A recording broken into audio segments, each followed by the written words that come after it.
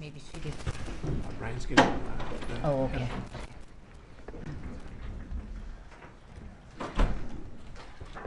Scott, we need the headphones. Headphones. He's getting headphones. Earphones. Earpiece.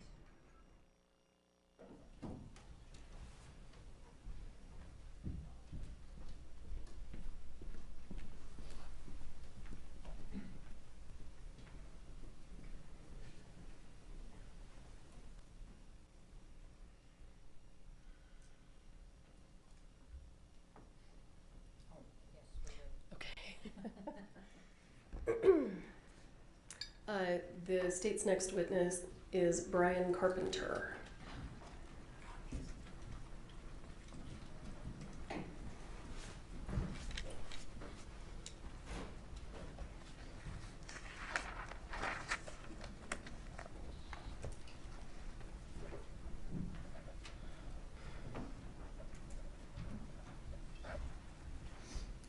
Mr. Carpenter.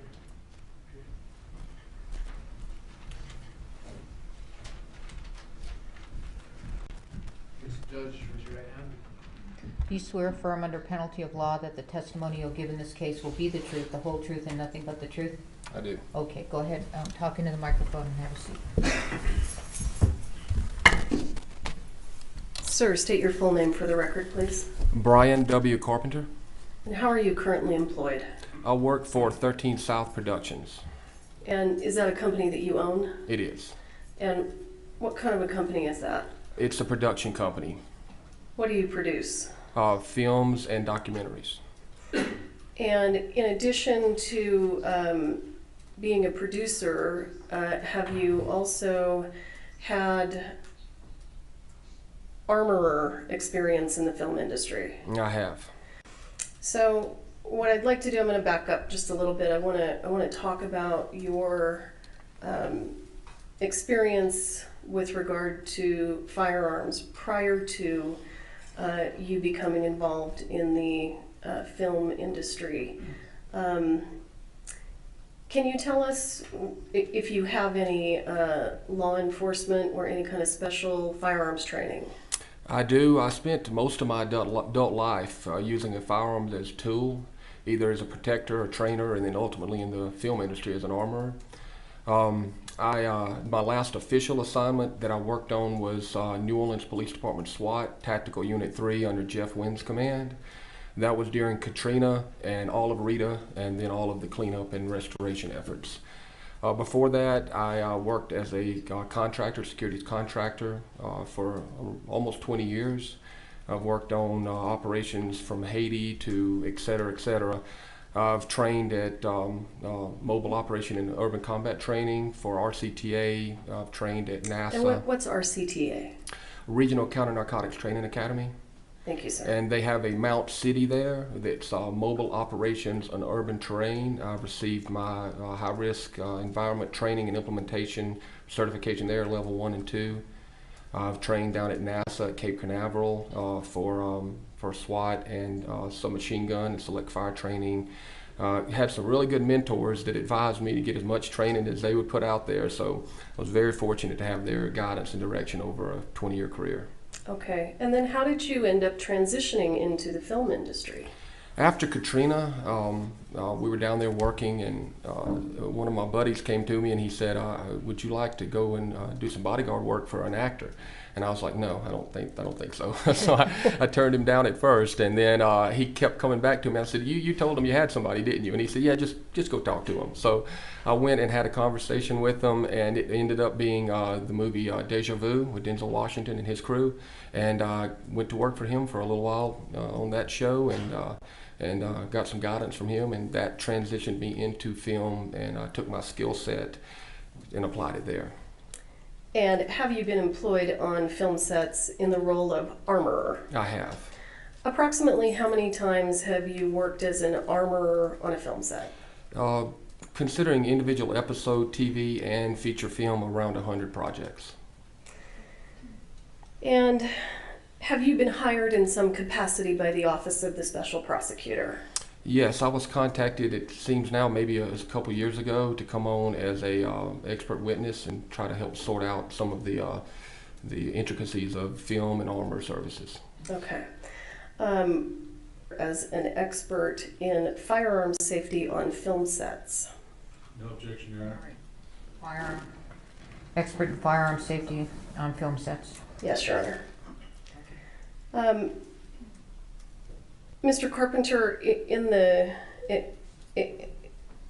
time that you have worked on this case, have you reviewed documents and videos? I have. And can you give the jurors an idea of the types of things that you've reviewed in order to be able to render opinions? It's been a while now, and I've looked at quite a great deal of paper, video. I've watched police interviews. I've watched videos from the set of Rust that were taken. I've reviewed documents from the district attorney's office in the form of transcripts. I've reviewed firearms. I've been able to actually go and look at the evidence. I've also looked at the rounds that were used on set, including the dummy rounds, etc., and a plethora of other things. It's categorized. It's I would say thousands of pages of documents. Okay. And I'd like to begin by just having you explain to the jury generally what the role of an armorer on a movie set is, what their responsibilities are. First and foremost, an armorer's responsibility is the safety of the cast and crew, paramount above all else. Secondly, from that, it is to creatively give the director and the film the look and the feel that they want. In other words, if it's a military operations show, then you will need to help them sort what a military operations personnel would have, or if it's an intelligence officer, or if it's a police officer or SWAT team member, etc. Then you help the props department find that equipment, source that equipment, and safely implement it on the set on a creative level. In terms of the hands-on job of an armorer on set, what does the armorer do? Hands-on, they handle the weapons, as one might expect. So you get these weapons in from a verified, safe source. You collect the weapons on the set or wherever the delivery point is. You check those weapons, and then you secure those weapons until they're implemented on the scene, and then re-secure them afterwards in chain of custody type.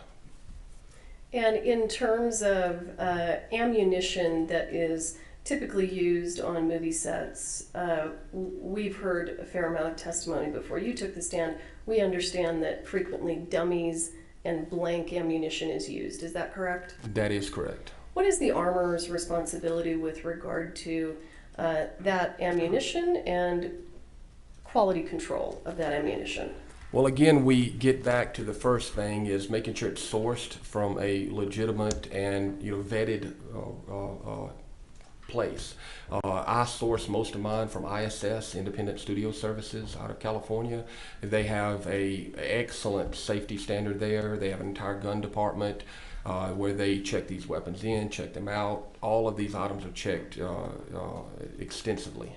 I used to have an instructor said to me that complacency kills, and you can't be safe enough. You cannot check things enough. So having multiple layers of safety is important. So I say that to say this: getting it from that location, you already have a sense that they're going to be what they should be, and they're going to be in the condition they should be in. However, falling back to that last statement, when we receive these items in, or an armorer receives those items in, it's important to also double verify that.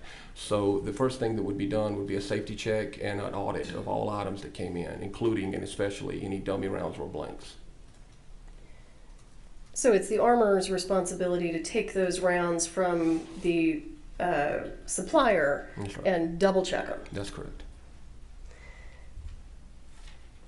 Now, in terms of the amount of discretion that the armorer generally has on set, can the armorer stop filming because of safety issues? Absolutely, you would hope that you don't get to that point because there's very few people that can call cut or just stop a movie in its tracks. There's 3 departments on a movie set that can cause the loss of life if not done properly. That's special effects, stunts, and armor services. Those 3 things are very important that safety be upheld to the highest level. And yes, if you find or see or find yourself in a position where something extremely unsafe is happening, you can call cut and stop the production.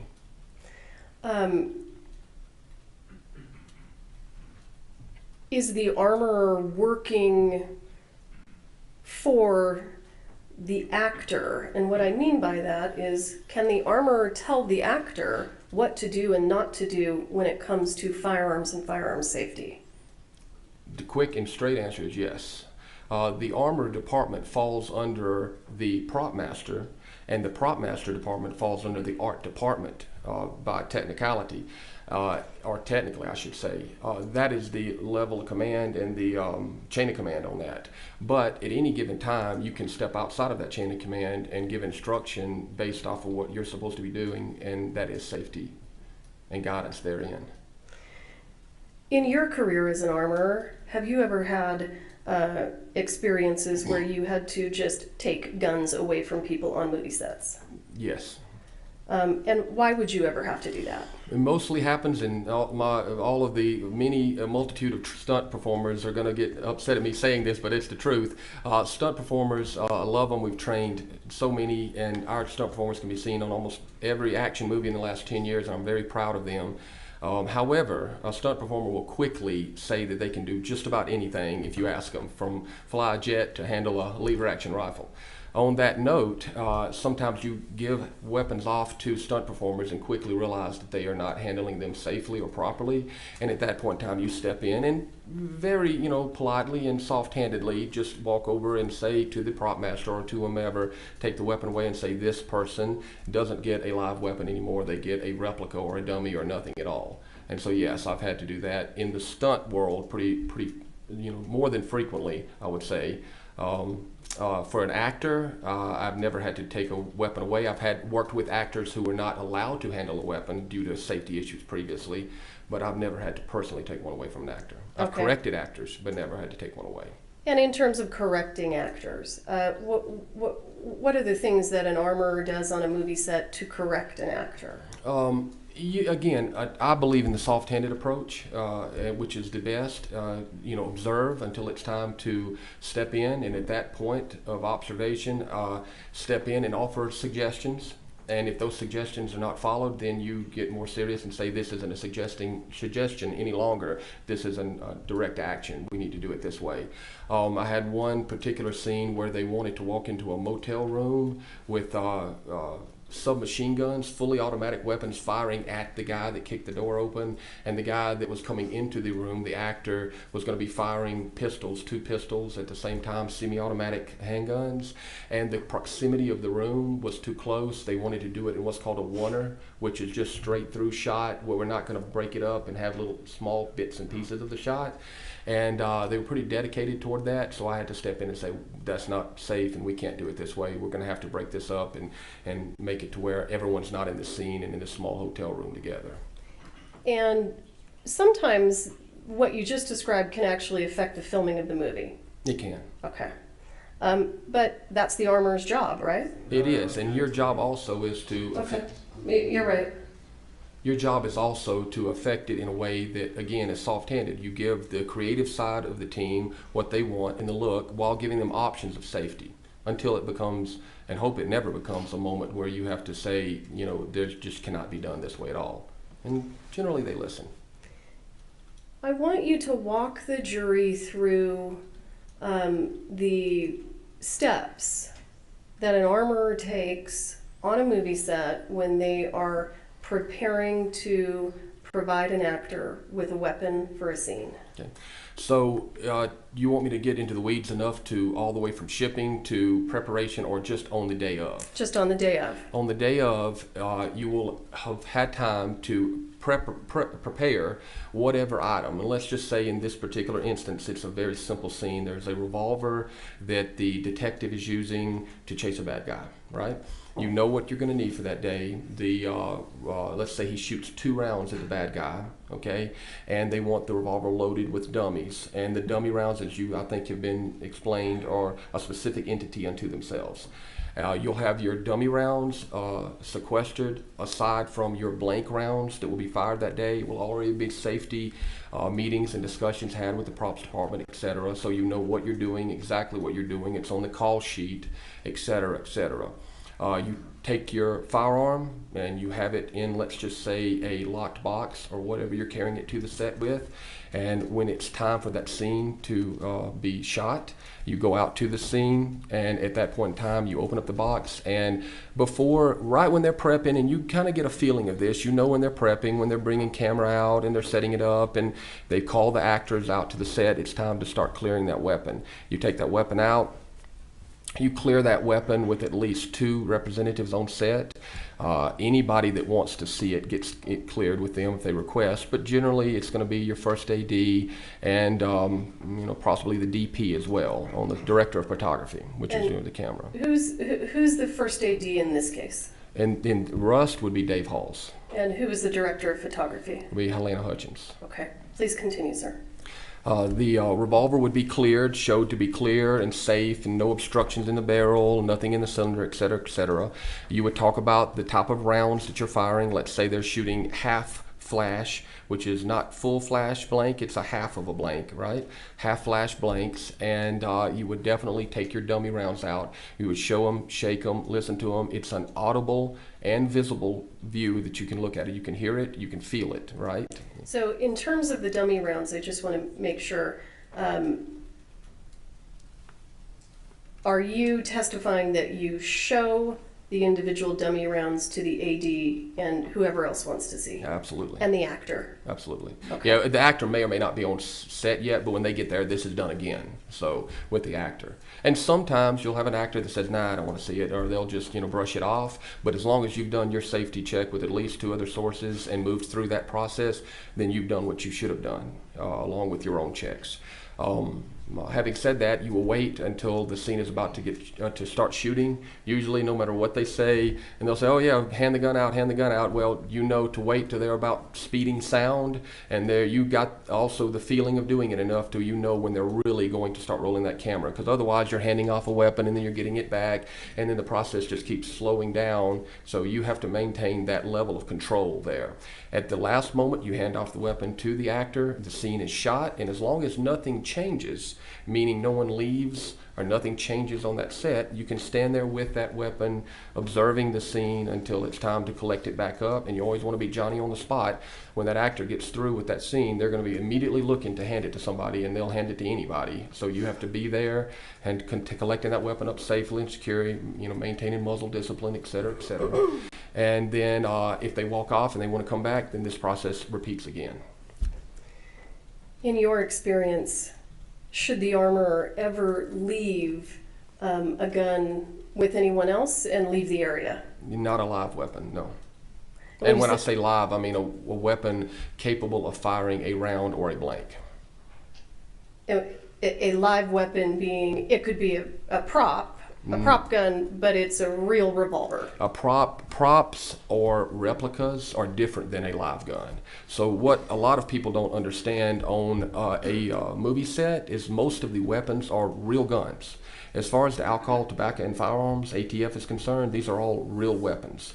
And they're serial numbered, licensed. That's a real weapon, regardless of modifications for use in film. It's capable of firing a round in some capacity or other. A prop gun is completely an inert weapon that cannot fire a round in any capacity, and a replica is simply one that looks like a gun but is not. Okay, so pursuant to your definition of a live gun, that being a fully operable firearm, would the armorer ever leave that and walk away? Absolutely not. Why not? Because it just opens the door for any type of accident to occur. You have no management of that weapon at that point in time. It could from the most simple of things, be laid down by a performer haphazardly and picked up by any number of people or left in areas that are unsecured.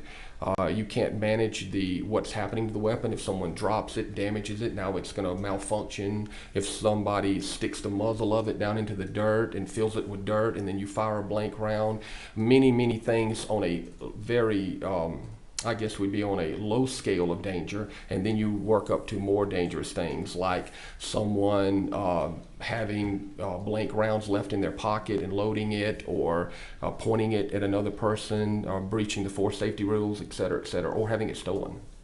In your experience, how does the armorer generally carry the ammunition when on set for the moment that they're going to load it with dummies or blanks and hand it to the actor? Now you get into a lot of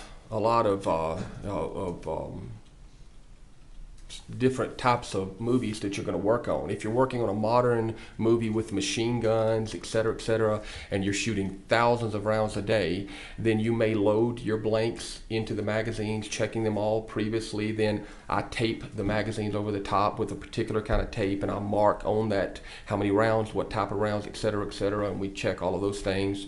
If it's a Western or something that's using older weapons that are more simple to operate, then I generally carry my blanks in a locked, what they call a magazine. The ATF refers to it as a magazine. It's anything that holds ammunition or explosives. So I will have my blanks in a magazine, and I will have my dummies separately in a, generally I use a locked Pelican box, which is, Pelican boxes are atmospherically conditioned boxes that lock in the front, and they're made out of a heavy, durable plastic. Those, excuse me, those Pelican boxes that you use, is that something that production pays for, or is that just part of your kit? It's part of my kit, generally. So you bring with you some of your own personal items. Sometimes our company, Dark 30 Film Services, would have rented a firearm. I generally err toward the side of getting them through ISS, but when it comes to ancillary items such as Pelican boxes or means of storing and categorizing all of this ammunition, I prefer to use my own system, which is what I'm accustomed to, and I feel very safe and secure. So I would bring those things. Okay. In your experience, are film sets frequently rushed environments? Yes. Why is that? Because in any movie, time is an exact equal to money. The more time you spend, the more money you spend. And that comes from even when they invite an actor to walk, you'll have a PA saying, you know, our actor's walking 30 seconds. I mean, it gets down to the seconds, literally, on a film. So the more time you don't have your things in order, or you're not prepared to actually get what they say, things in front of camera and on camera, the more money you're spending. So any delay of any sort is an expense to the production and to the producers or studio. Can that rushed atmosphere have an effect on the armorer? Yes. And talk to us about the effect that it can have, and in your experience, what the armorer's responsibilities are. Well, I can say this, and this is something that I was also with my one of our very good mentors always told me. He said, if you're being rushed, that's the time to slow down twice as much. And so that's generally the rule of thumb. If the production is rushing you and they're pushing you, which they do, then at that point in time you need to stop, take a beat, take a breath, and slow down twice as much as you were before, because that means you're getting into an atmosphere of unsafe behavior, and you're getting into something where you may miss something or have a misstep or overlook something, and that is not a place to be when you're in charge of safety. If you do what you just described and you intentionally slow things down for safety, do sometimes other people on the set get upset with you? Yes. And what do you do then? You have to be prepared to go home. In lack of a better word, I've always, believed, and it's very important, that if you take a role where you're in charge of other people's safety and well-being, ultimately, even in a circumstance of their life, then it doesn't matter. Your ethos or your code that you work by is, I will do what's right, regardless of what it may mean to me downstream. And having said that, there's been more than one time that I've thought, well, I might as well go pack my things up and get ready to leave this movie set, because I'm definitely not going to, to rush things. Okay. It didn't happen, but it could have. In your experience, do armorers carry dummies or blanks loose in their pockets or a fanny pack? Different armorers could carry things, I guess, any way they chose that they felt like it was secured. So, yeah, I'm sure they do. I don't. Why not? Because I don't feel dummy rounds are specifically spooky, for lack of a better word, also when you're using them on a movie set, because they're meant to recreate the look and feel of a real round, right? Or I should say the look without the BBs inside, which the audience would never know. So having said that, it's just a good idea to have those things in an area where you're in 100% control of them. So loose inside of bags or inside of pockets just doesn't equate to that, as far as I'm concerned. But other people may be able to manage it. In your opinion, should an armorer leave a gun with an assistant director and walk away? No. Why not? Because that goes right back to the fundamental rules of gun safety. If you're not in control of of viewing this weapon and knowing where it is and who's handling it and what they're doing with it, then you've lost control completely. So you need to be observing these things, these weapons at all times. And are you familiar with accidental discharges? There's two types of discharges that are in the firearms world, training world, etc. You have NDs and ADs. ADs are accidental discharges. Now, an accidental discharge happens very infrequently, because that means there was a malfunction of the weapon or something that created a true accident. Almost all discharges that occur are negligent discharges, or NDs, which means it's operator error. So an ND would be the correct verbiage there. And are you aware, based on the review of the documents and the materials in this case, are you aware that there were, I think, what you're referring to as negligent discharges? Yes. Okay. And are you also aware that with regard to those negligent discharges, Ms. Gutierrez was not in control of those weapons at the moment? It is my understanding, yes. Okay. So, if there's a negligent discharge on a movie set, ultimately, who's responsible for that? It would be the armorer's responsibility. Now, obviously, that blame also can be split with whoever created the negligent discharge, but if you create an environment for the ND to occur, then the blame is on the armorer and on the person who actually had the negligent discharge. So it's a double-sided coin there. Okay.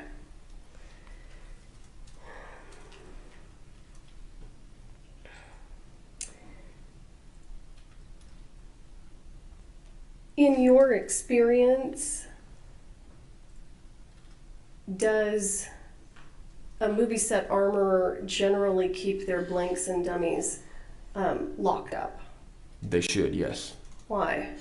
To avoid any disturbance of them, anyone. Again, it's just like chain of custody in court or the law enforcement world, or any world where you have evidence moving from point A to point B. You need to have one person in control of it. More hands on it or incorrect hands on it can open up the door for accidents and things to go wrong. In your experience, do actors generally do their own safety checks of the weapon? And what I mean by that is the actor is manipulating the gun, taking the ammunition in and out, looking at it. You know, I've worked with a few actors that wanted to check their own weapons even after my safety checks occurred, just because they felt more comfortable doing that. As long as I was there standing and observing and letting them do that, as long as my safety checks occurred, they can do as many more safety checks as they feel. However, those safety checks are more for I guess a warm and fuzzy feeling for them, not for me as a professional, because I'm going to make sure that we check it the way that I need to check it in front of the right people and individually. If they feel like they need to do it again, then by all means. Okay. But that's rare. In your experience, is the director usually allowed to handle the weapons? No, the director generally almost never handles the weapon. And why? It's just not in his or her purview. I mean, the director is very much 100% the creative driving force of the film, and in that area, they're very much focused. So handling a weapon or doing anything with weapons, other than saying I want it to look like this or look like that, or this is what I want to happen in a scene, would be about the extent. But handling them, no. Let me ask you this: if you're the armorer on a busy movie set, and you need to use the bathroom, do you just let some other people take over your role? Well, you can let other people take over momentarily if you collect up all items, put them in an area, and do what's called a fire watch. In other words, you can bring over the prop master or someone who's in your department that's trusted, not just anyone, but someone who's trusted in your department, generally the prop master, and say, hey, I need to go to the bathroom. Then they will stand there and watch, not touch, just watch that cart or those items once they've been collected up until you get back. But it has to be someone, obviously, that understands what safety protocol is. In your experience, should a prop master be loading and unloading weapons?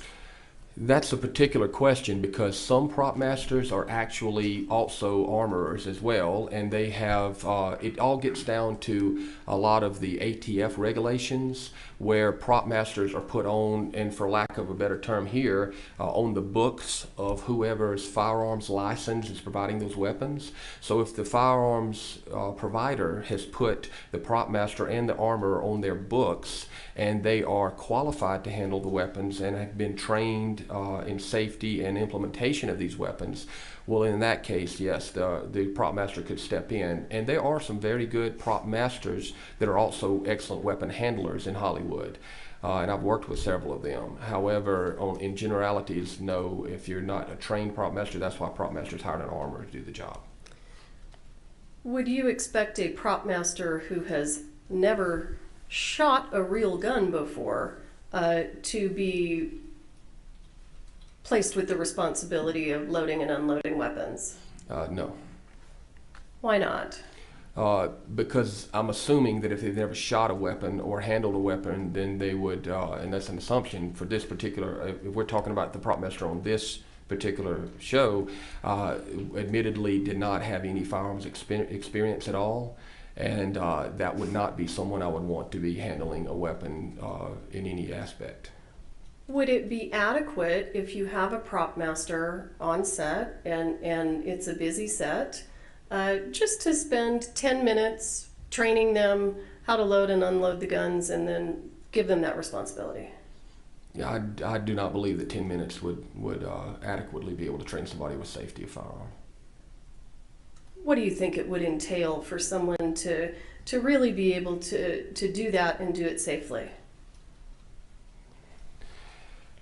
At the very minimum, and I've pushed for this in film for a long time, at the very minimum, a 40-hour week training session with proper firearm safety handling, a minimum certification of 40-hour certification, I would think. And that would be the absolute minimum before you could actually, you understand this isn't the same thing as having a weapon that you have at home and you want to be safe at your home and make sure that you know how to handle it and no one can do anything wrong with that weapon, and you're being a citizen, if for lack of a better term with it. It's a difference between also stepping into the role of a safety professional on a movie set where you have other people's responsibility to look at. So that would require a lot more. And are you actually a firearms instructor? I am. And how long have you been an instructor? I've instructed on and off for 20 years. prior to my film, and then I also instructed in film as well. Out of 100% of the movies, about 20% the actors want to actually fire a weapon. In those particular cases, it's very planned event, and I have instructed and trained actors in film as well. So I guess you consider it current too, so I guess around 30 years of training. Okay. In your experience, would it be sufficient if the movie is dealing with single action revolvers, such as this movie? Is the safety check sufficient if the armorer already has the gun loaded, brings the gun to the assistant director, opens the loading gate, and spins the cylinder, but doesn't remove any of the dummies? No, that's you could actually look at it in a way that's actually worse than not even looking at it at all, because you have opened the cylinder, opened the latch on the side of the cylinder, you have spun the cylinder, and you're looking at it from a rear view. So all you see is the end of the back of the base of the bullet, right, of the round. So you cannot identify anything as to what type of round that is in there, except that there are rounds in there. So what you've done effectively is identify that you have a fully loaded weapon, but have no idea what type of rounds you have in there.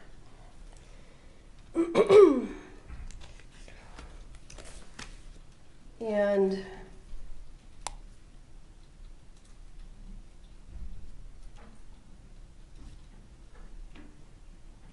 have you seen videos in this case of Mr. Baldwin in the church pulling his gun? I have. From a shoulder holster? From a shoulder holster, correct. In your experience, is there anything particularly dangerous or difficult about that action that we've seen? And these folks have actually seen those videos now also. You know, you fall back to the fundamental safety rules, Cooper's safety rules, which everyone in the industry follows, which is muzzle discipline, finger off the trigger, etc. I'm sure you've heard this, you know, ad nauseum so far. So on that lines, as long as you're following those safety rules, you can draw from any position whatsoever. A shoulder holster is simply a shoulder holster, meaning you're going to draw from the opposite side of your strong hand. Cross draw is a belt which is drawn across body from your strong hand, and then you have just a regular drop holster that comes down, which is on your strong side. Doesn't matter which holster, it matters not what you draw from, as long as you're following your safety rules. And it's nothing particularly difficult about drawing from one or the other, just different technique. Okay.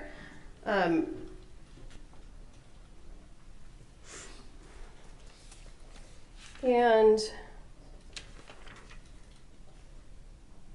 let me just review my notes real quick. In your experience, is the armorer physically present for every scene or take being filmed on the movie that involves a firearm? Yes.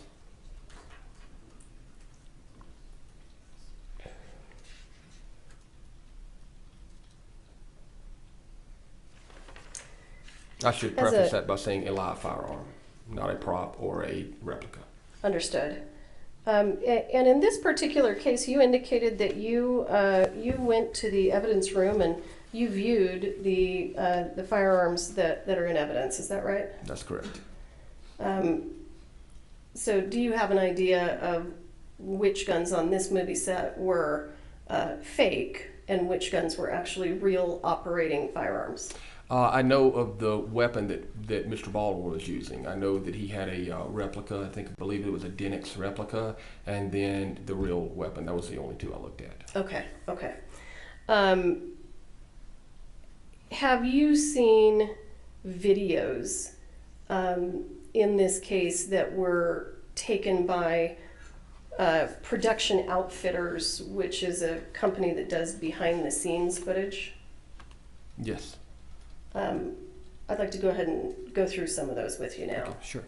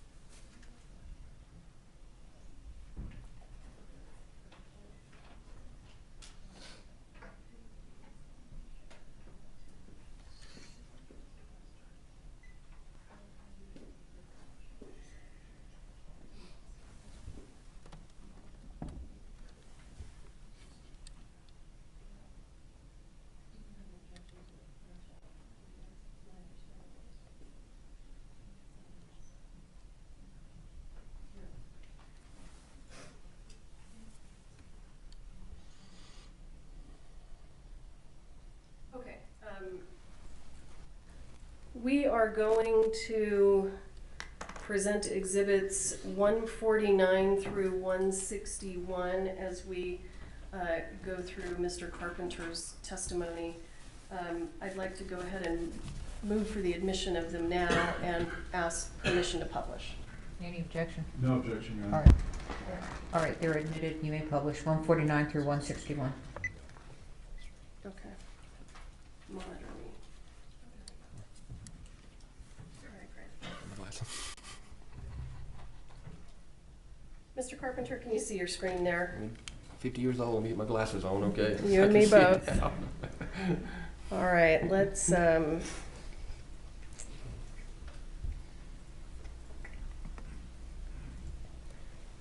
going to play for you State's Exhibit 149. We don't know where the volume is. We'll fine tune it when we get started.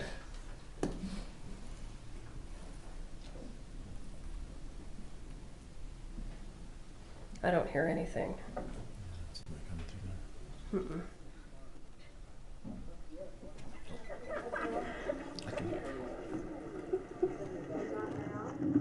Got a little fight to him. Everyone works right. Come here, little pig. You're already connected. I'm going to just start that over.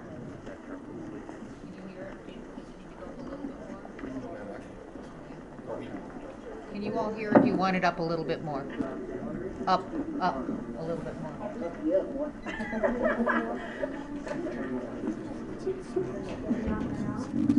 Got a little fight to him. Everyone works right. Come here, little pig. You're already connected. Want to make sure. I'm going to stop the video here. Are we okay? Well, they said they'd like it up a little bit more. Okay. The jury. Let's see if we can. We can't do it. George says it's up to the max. It's on the max on this one too. Let me double check what I've got here. Hang on. You could put the microphone closer to. Let's see. Let me see. Let me try this for y'all.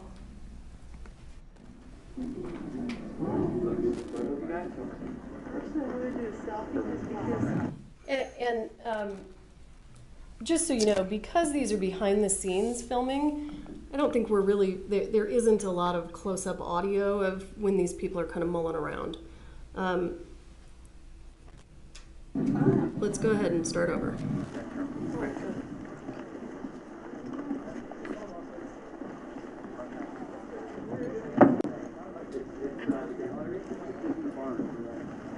Yeah, boy.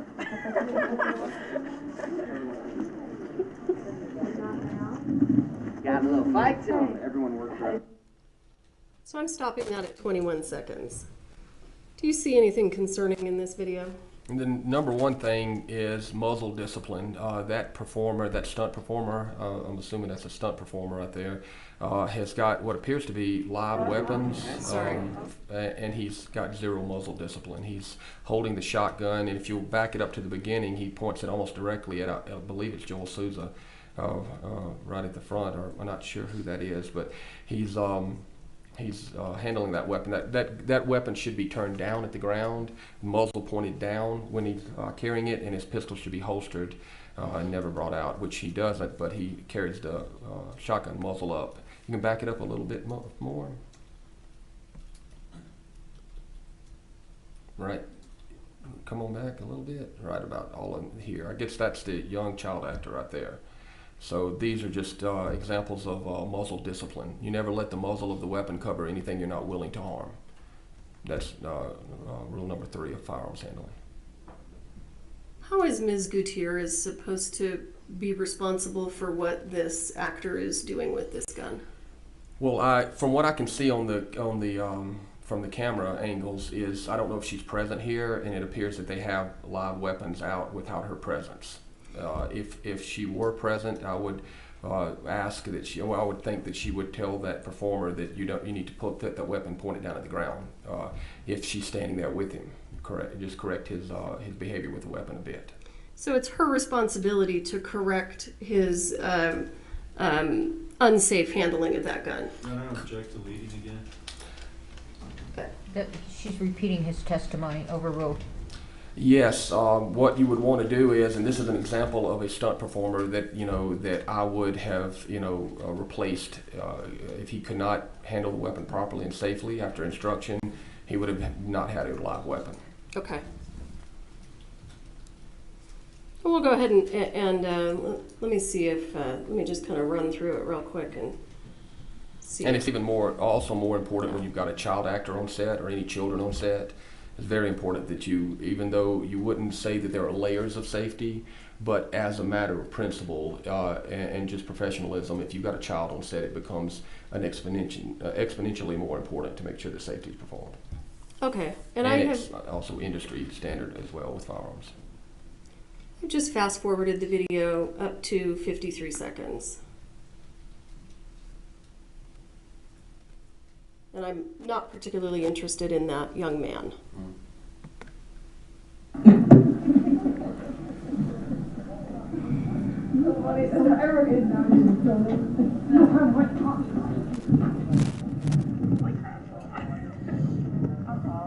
Did you see the same stunt performer back there on that patio? I did. And what was he doing? He pointed it directly at the chest of the lady or the person in the white sweater, and then turned it around and pointed it at one of the other performers.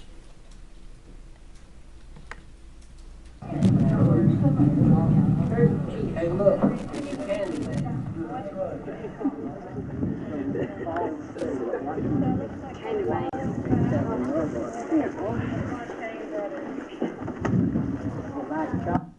And as the camera pans around, do you ever see Ms. Gutierrez? I did not see her in that video, no.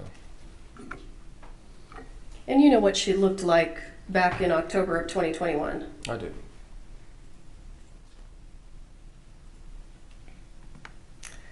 Let's move to State's Exhibit 150. Excuse me. Yes, ma'am. Thank you. we could be it down here. Yeah, let's say going with him here, you join him behind him. And then the brothers come out.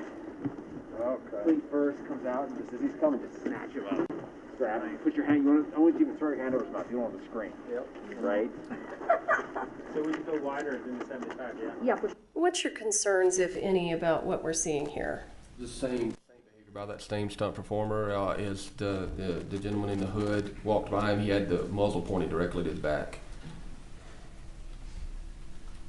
And keep in mind, and this is very important, that knowing what we know now, and the reason we're here in court is that there were live rounds on the set of Rust.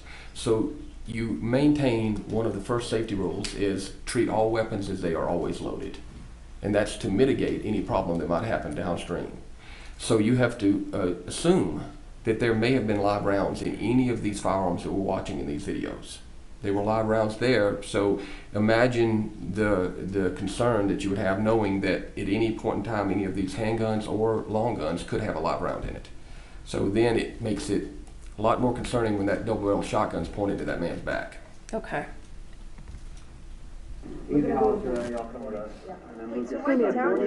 He gets shot, right? And then what do I do? They come out and grab me? You're coming out around him.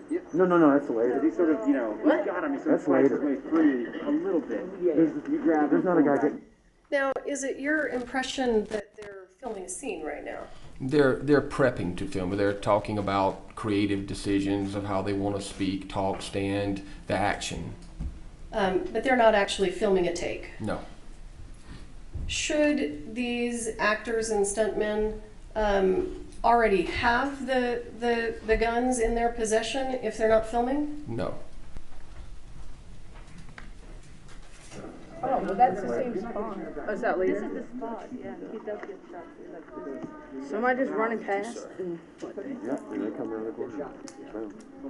then, just like that. I'm going to fast forward a little bit. You're gonna poop on there.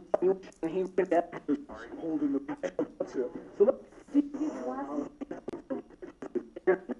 So we can just see if on their back there's for. anything else that I want you to comment about on 150.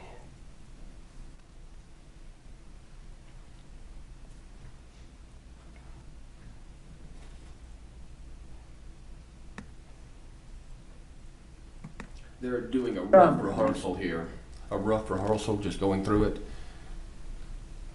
So for the purposes of the rough rehearsal, is it acceptable for the actors, the camera isn't rolling yet, should they have the live firearms at this point? If the armor is present and the weapons have been properly cleared, yes, they could have the firearms at this point.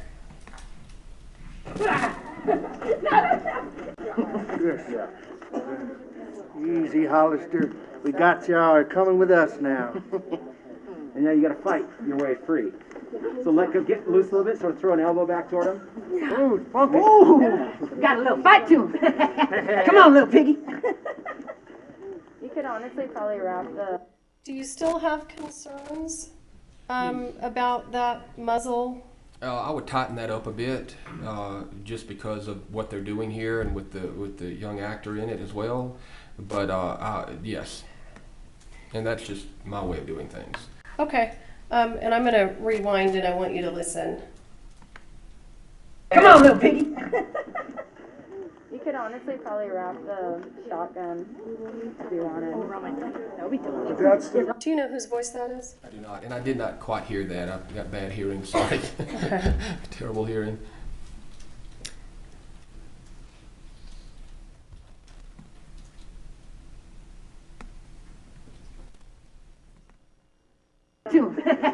Come on, little piggy. You could honestly probably wrap the shotgun if you wanted. That's where we like. Do you know who that female's voice is? Yeah. Okay, for the purposes of my next question, let's assume that that is the voice of Hannah Gutierrez. Okay, and what did she say? I heard shotgun. Let me replay it for you, because I'll get it wrong. Got a little fight to him. Come on, little piggy. You could honestly probably wrap the shotgun if you wanted. That's where we like them. You could honestly Wrap the shotgun? wrap the shotgun. For the scene, I think, That's is right. probably what they're discussing. Right. Wrap it around him and hold him in place with it, right. So, assuming that's Ms. Gutierrez that we can hear, and she's present, Right. what should she be doing with this stuntman that we've seen with his bad muzzle discipline? Right. She, like I say, tightening him up, pull him off, discreetly and starting off, say, hey, look, be careful where you point the muzzle of the weapon. You're swinging it around pretty haphazardly. Hopefully it's already been checked and checked properly. Then, give him a little coaching.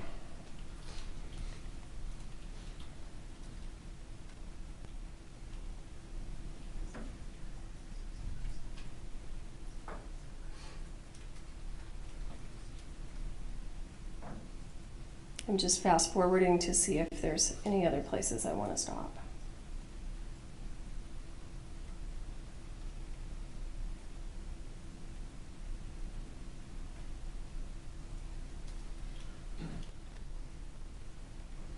It's also of note here is if you're going to use that scene that way and you're going to handle the shotgun, then clear the crew out, get some proximity, in areas of safe zones that you operate within.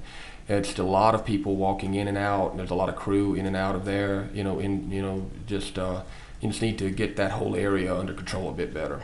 Okay. And where I've stopped it here, I have stopped State's Exhibit 150 at 5 minutes and 2 seconds. What do you see with regard to that shotgun right now? It's pointed at the child, I'd say the young child actor, young actor. And it's not. Understand that if you're seeing, there are scenes in movies that require, weapons to be pointed in certain directions, but you take safeguards and measures prior to that. Just standing in the middle of a rough rehearsal and doing this thing is one level above him walking around with it in between takes. Okay. And should the actors or stuntmen walk around with their live firearms in between takes? No. Why not? Again, it opens the door to any unsafe act that might occur, from loss of the weapon, like we talked about, to leaving it somewhere. I've seen all of these things occur on a movie set, to lack of control. And at the end of the day, control is how you manage safety. Okay. Okay. All right, sound, can we wire bone and cleat, please? Where's sound? I gotta aim like that. Yeah. A little higher, because I was gone. And right there, were we in between takes? Mm-hmm. Yes. And again, do you see anything problematic? Same stunt performer, I would have taken that weapon away from him well before all of that. Okay. Or instructed him, and if he couldn't follow instruction, I would have taken it away from him. Okay. State's Exhibit 151. I don't even have to hurt. That was a 0. Do you see Ms. Gutierrez there? I do. And you've seen this video before, right? I have.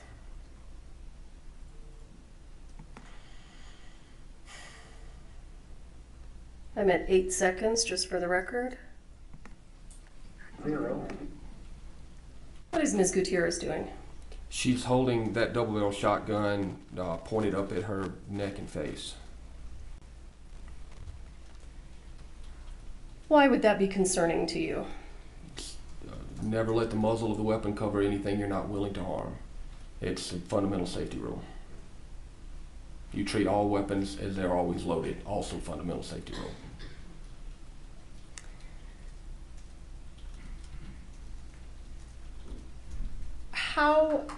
How would you expect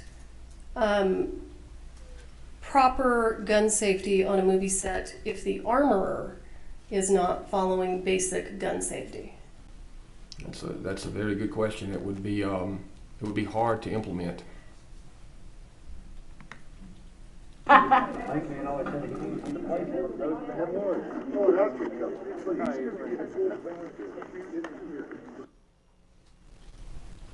All right. State's Exhibit 152.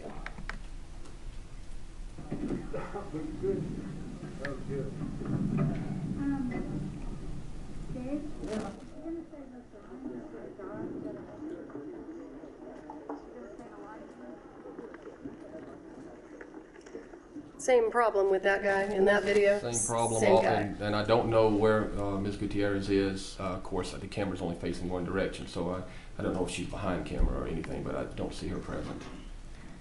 And if she is present, she's supposed to do something about that, right? Well, you take the weapon up in between scenes. In between any usage on camera, you take the weapons up.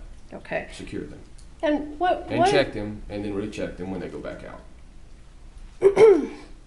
We'll go through that a little bit. What is the armorer supposed to do if you've got 3 or 4 actors or stuntmen that all have weapons and we're in between takes? Are you really required to go and collect those weapons from those actors and stuntmen? That is correct. And if you can't do it on your own, then you need to put an additional armorer on set that can do it with you. And so I've worked in scenes where we've had hundreds of extras, and we did the miniseries Roots. We did the Battle of Fort Pillow there, and we had, I'm guessing, had 18 armorers on that day, or 16. It was a lot. Exact number I can't remember, but I've had many gunfight scenes where you had a multitude of people shooting machine guns and around. And if you're skilled enough that you can maintain control in one small area of take, in other words, if they're filming a gunfight. State's Exhibit 153. Full sound. Sound speed. Is there a reflection issue on those windows or no? No. I'm staying out of it. Hey, Grilling Mark. And set, ready, and action. Please. Oh. Easy, Hollister. You coming with us now? Please. Come on. Oh. You robbed you good. We'll see. down a little bit. Take a deep breath.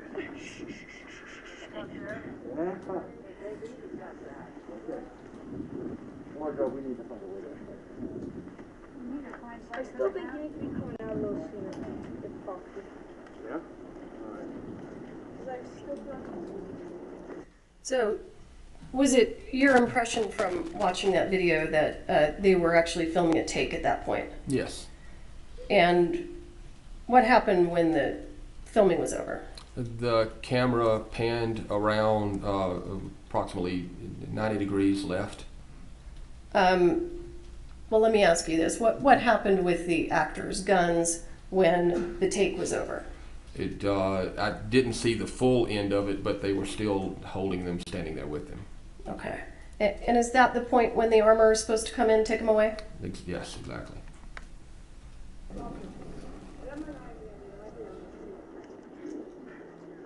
And if you're filming the scene, they can be secured right there. You can have your cart that you work off of. You're doing this scene. This is the scene with the firearms in it.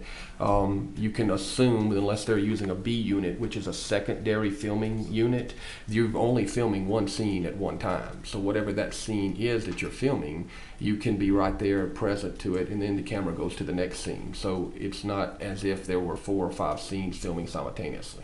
Okay.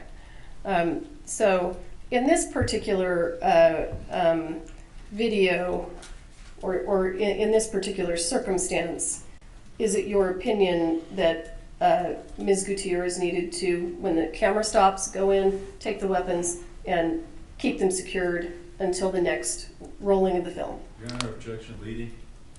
I think it's a direct question. I don't think it's leading.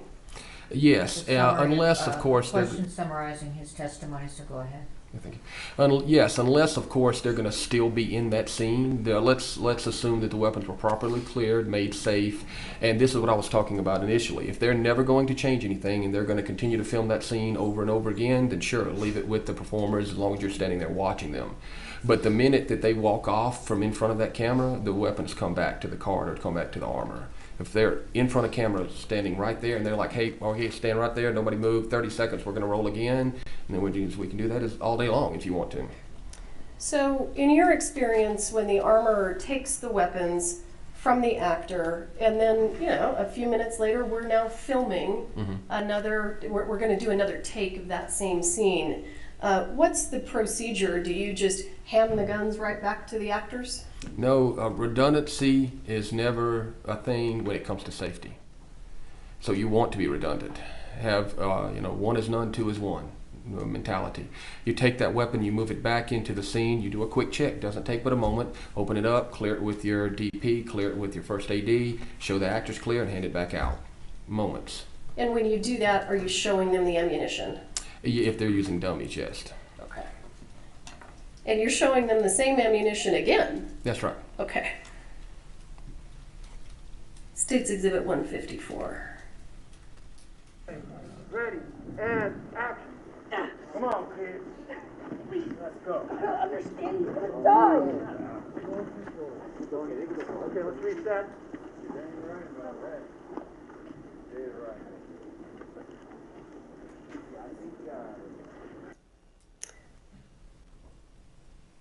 Do you have any concerns about Just that?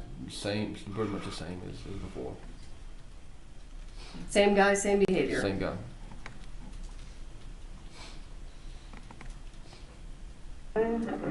State's Exhibit 155. Sounds like a Saturday night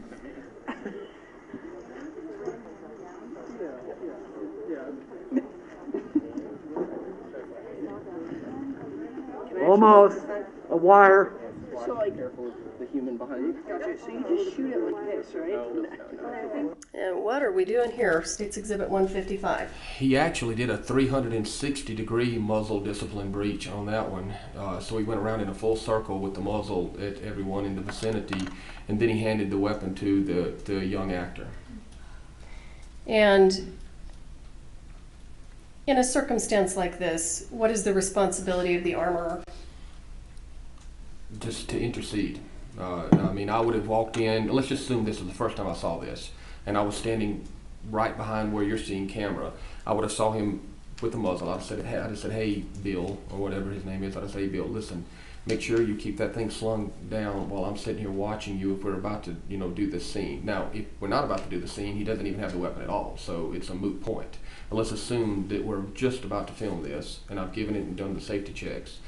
And if I had seen him handing a weapon off to anyone, much less a young, you know, underage person, that would have been the end of that. He would not have been handling a weapon anymore. In my, if anything to do with me personally. Let's say hypothetically you do that. You say, that's it. You don't get to handle weapons anymore. And let's say somebody from production comes to you and says, look, that guy needs to handle that weapon. What do you do? And this exact thing has happened before. And I've been in that exact predicament before. And, or I shouldn't say predicament, I should say situation. Because it's only that if you allow it to be.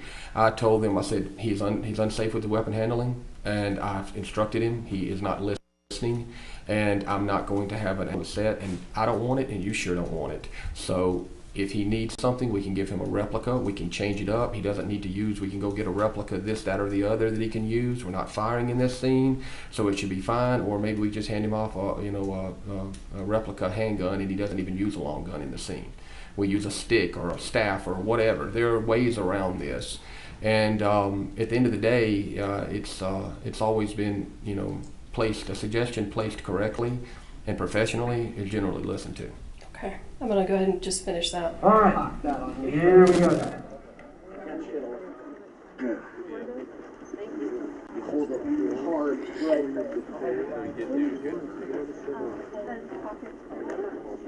That button is the button. So after the weapon was taken back from the child, are you still seeing that same bad behavior from that stunt performer? Yeah, he's toying with the weapon at this point. State's Exhibit 156. We need a burning pad. Hey, carry on. Go ahead, put it on, put it in and put it on 24. Then I go 3, 2, 1. There you go. Alright, Candy, I'm going hot. Yeah, do it. And did you just see Ms. Gutierrez come into the frame? I did. We need a burning pad. Hey, carry on. Go ahead, put it in and put it on 24. Then I go 3, 2, 1. Do you see what she's doing? Yeah, she's just walking in frame, in front of frame. Does she have anything in her hand? Could you back it up one more time, please? I was watching the stunt performer behind him. Okay, she's carrying the double barrel shotgun, it looks like. Muzzle end up. Is that a proper way to carry that gun? It is not. Is that a safe way to carry that gun? It is not. And you see the stunt performer in the rear swinging that handgun around, which what I was watching. He was actually pointing. He was talking and pointing with his firearm. Now, you asked previously why you don't hand off live firearms to stunt performers. One of the reasons, there's your reasons right there. If they don't have it in their hand until they need it, then there's no chance of them being unsafe with it. I'm going to try to get up to what you're describing. You saw that in this video? Yes, it's the guy with the right there. Right there. He's talking and discussing what he's doing and using his pistol as a pointing stick.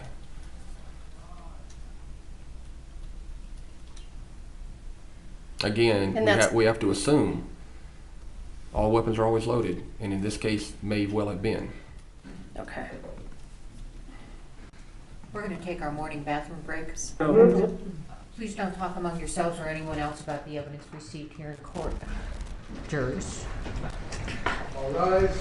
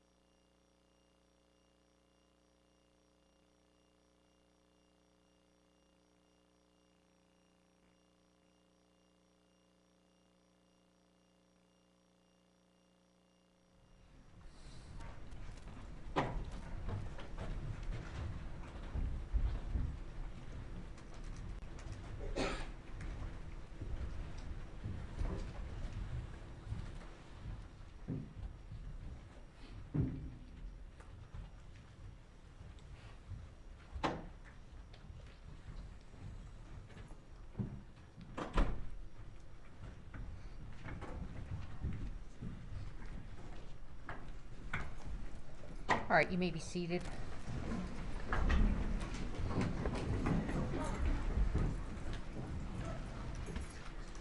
All right, Mr. Carpenter, let's continue with State's Exhibit 157.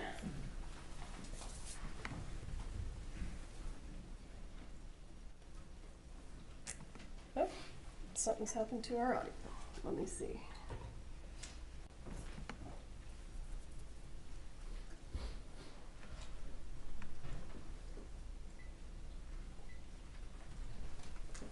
I'm not entirely sure what the problem is, but that's supposed to be like that.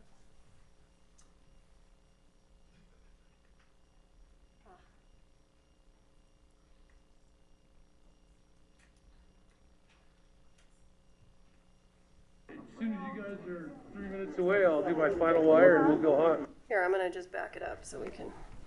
157. What do you need to do, Thomas?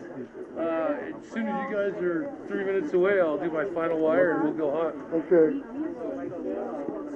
Get hot? You need to do anything? No, I'm not hot yet. Okay, wait. I want to see where the camera's so everybody knows the time. We'll get all that shit back once we wire him and we know where it's got to be. Then we'll clear it.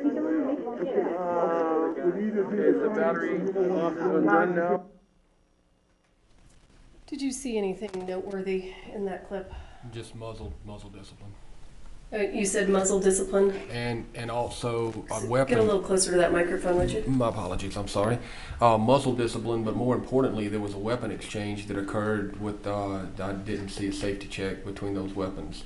Not sure if it was a replica that she was handing off or a live firearm.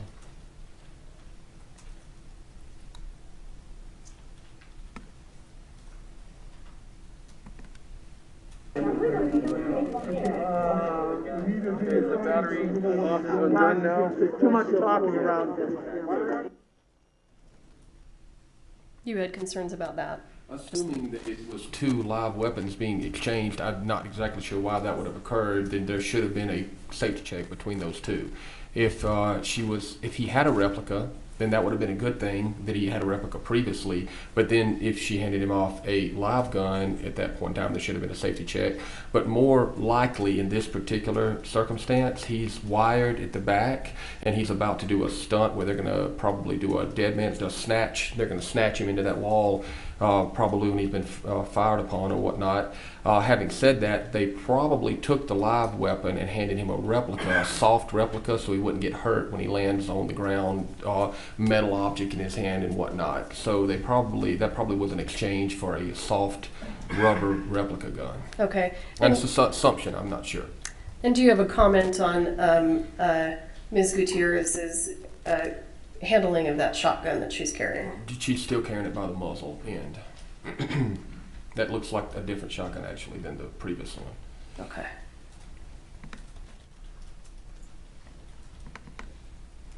State's Exhibit 158. So let's wait before we hook him up. Yeah, otherwise he can catch all sorts of Now, stuff. you know, I'm not saying he won't get blood on the rim. I don't know how these are. No worries. Okay. You know what I'm saying? Yes. Yes. How, Thomas, how much blood do you think's gonna come out?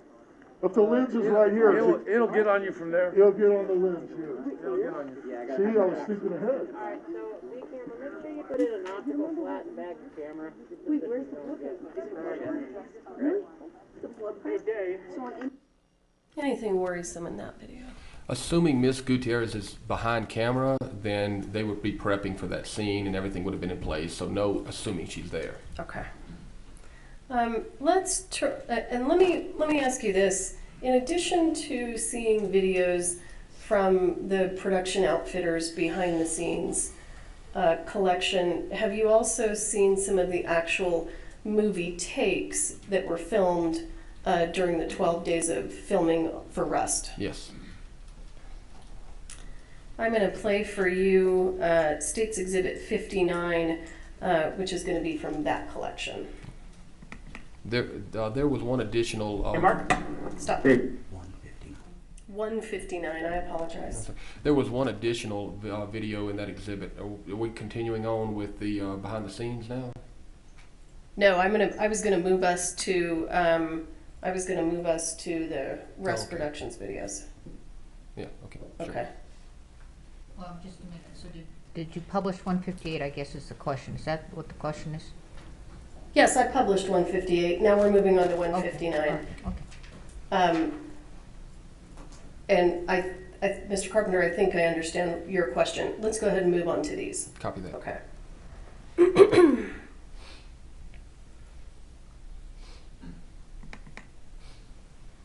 Mark?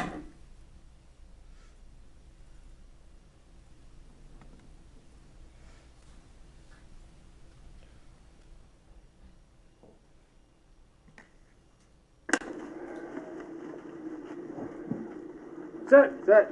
Ready, and action.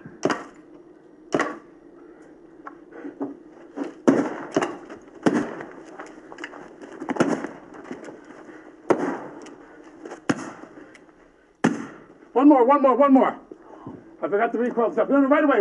Let's reload. Here we go. So, Helena. Hi. Here we go. Come on. Well, I had to go closer because Danny did, so. You want... We should add 2 guns, and both were reloading. And hang on just a second. I think at the beginning, for some reason, what I want to show you is out of this frame. Bear with me.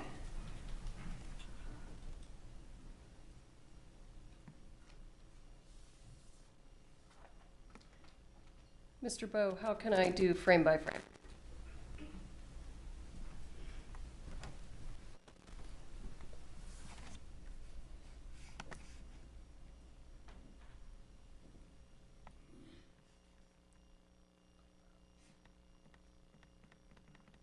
Okay. Okay.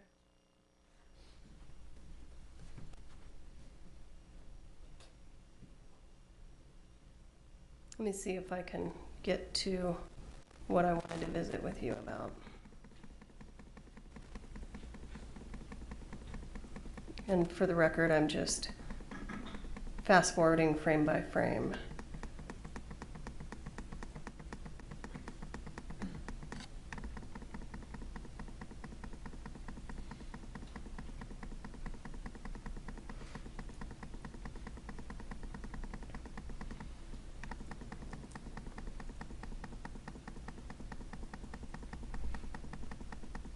Sorry, that takes a long time. I apologize.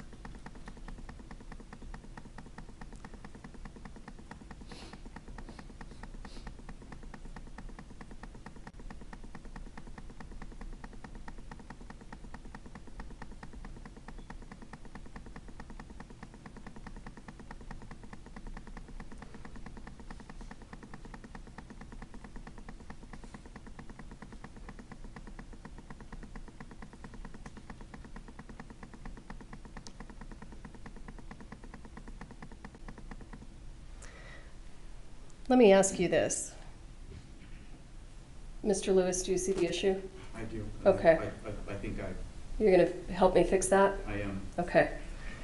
But for the purposes of this, just so that we can move on, have you seen this video where the frame is a little bit bigger and you can see someone over on the far right side of the frame, and I can't play it on that? I know. Okay. I just want to make sure this is the right thing you're looking for. Yeah, that's it. Okay. We'll swap it out. I'm gonna show you the one that has the wider frame. I apologize for that error, but we'll go ahead and go through your testimony now. So the other wider frame of this video, what do you see over on the right hand side? Well, you have 2 cameras operating in that particular scene. If this is the one I'm thinking of, you've got an A cam and a B cam, meaning they're filming it from 2 different locations. So you're actually seeing from one of the camera angles that has an entire operating crew behind it, which will have a first aid, so they'll have a camera operator, etc., behind that camera. So imagine a crew of people, a few people behind that camera, and then you've got the other camera that you're actually seeing in frame being filmed. And a lot of times in an action sequence, they'll film it from 2 different angles, so you can cut and chop it up in editorial. So that's what you're going to be seeing if it's the video that I'm remembering correctly.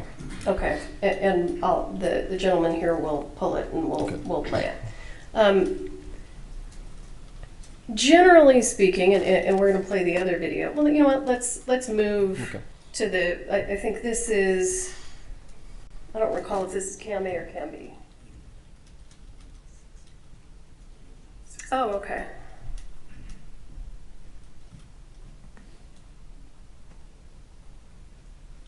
They're keeping me straight here. Let's see. Hey, Mark. There you go, Mark. Set. Ready, and action.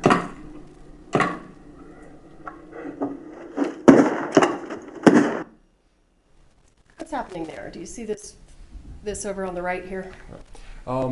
So keep in mind, as I said previously, you will see a camera crew operating, and he's doing what's called a handheld right there. He's hand holding the camera and moving it, meaning it's not on a dolly or a track or anything of that nature. So that camera operator's hand holding that piece of equipment with operators behind him. Remember that the frame that you're seeing here has that exact same situation going on as well behind this. So it's a number of people out here, both behind that camera and behind the one that we're seeing POV from, okay? And that appears to be a full flash blank just from the report, the amount of powder that's leaving the barrel, the amount of report and gun smoke that's coming out. I would imagine that's a full flash blank. And one of the first rounds that he fired actually incapacitated the camera and operator in the smoke, meaning he was entirely too close to that camera to fire that.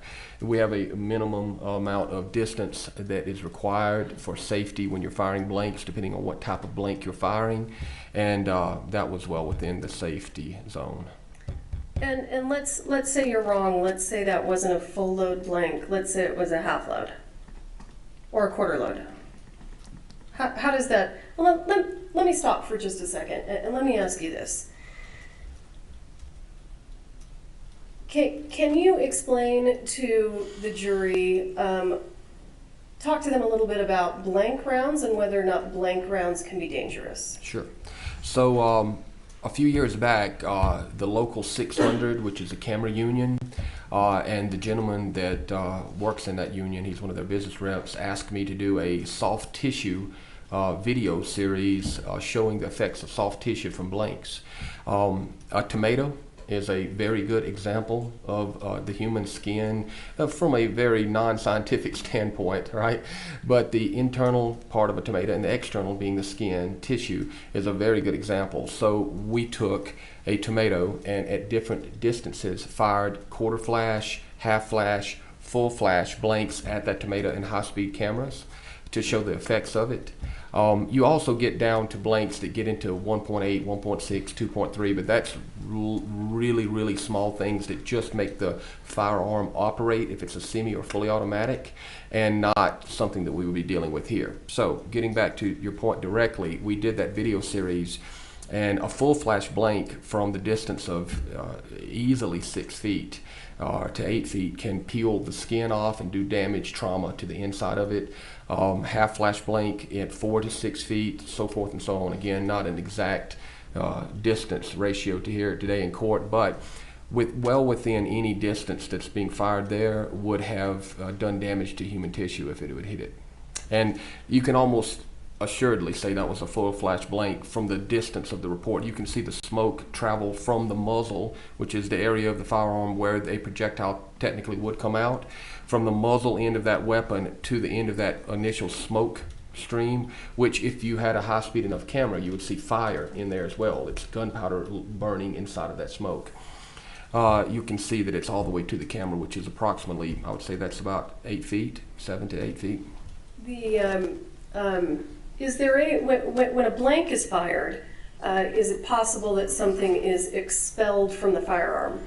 There is things expelled from the firearm. Now, movie blanks are a bit different than, say, a military blank because they're meant to be shot in closer proximities, et cetera, and you want all the particulates inside of the casing, i.e. the gunpowder, anything inside of there, to completely and totally burn up, almost like magic powder. You've seen the magicians throw the thing and all that paper burns up instantaneously. Something to the effect of that. You would want it all to burn up as quickly as possible the minute it is ignited and leaves the muzzle of that weapon. Okay, so there is a little bit of difference. However, it still sends unburnt powder and particulates out of that muzzle, which can put an eye out, burn the skin, et cetera, et cetera.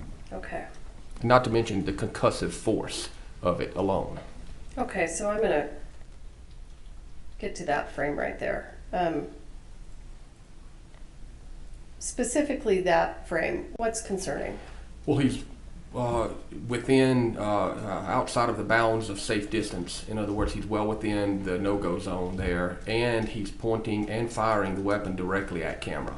Now, there are particular scenes which are set up in a very specific and controlled manner that you can, point at or near camera. But for the most part, you always instruct any of your performers to always aim off camera. Never aim directly at somebody, aim directly off of them, even if it's 4 or 5 inches or a foot or 2, right?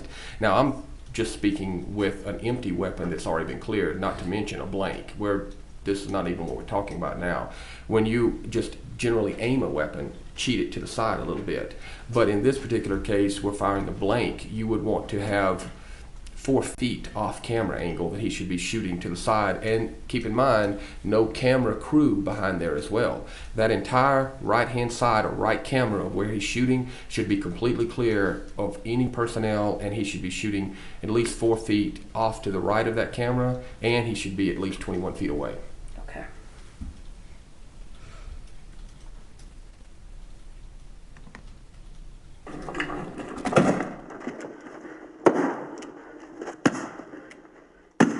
One more.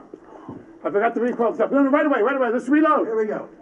So, Helena, hi.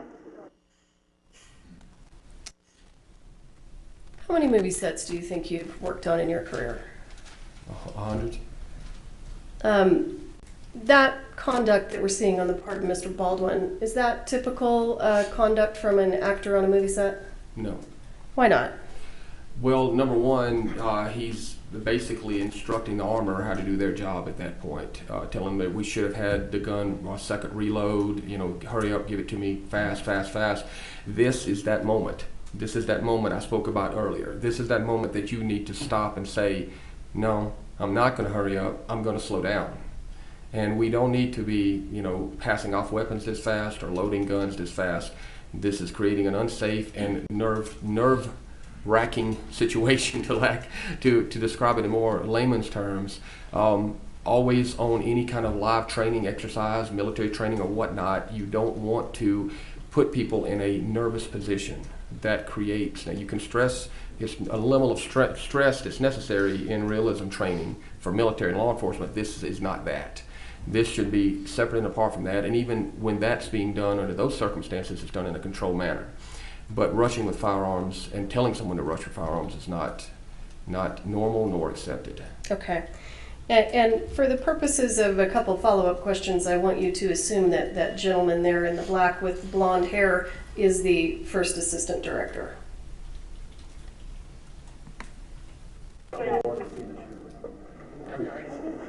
Here we go. Come on. Well, I had to go closer because Danny did, so.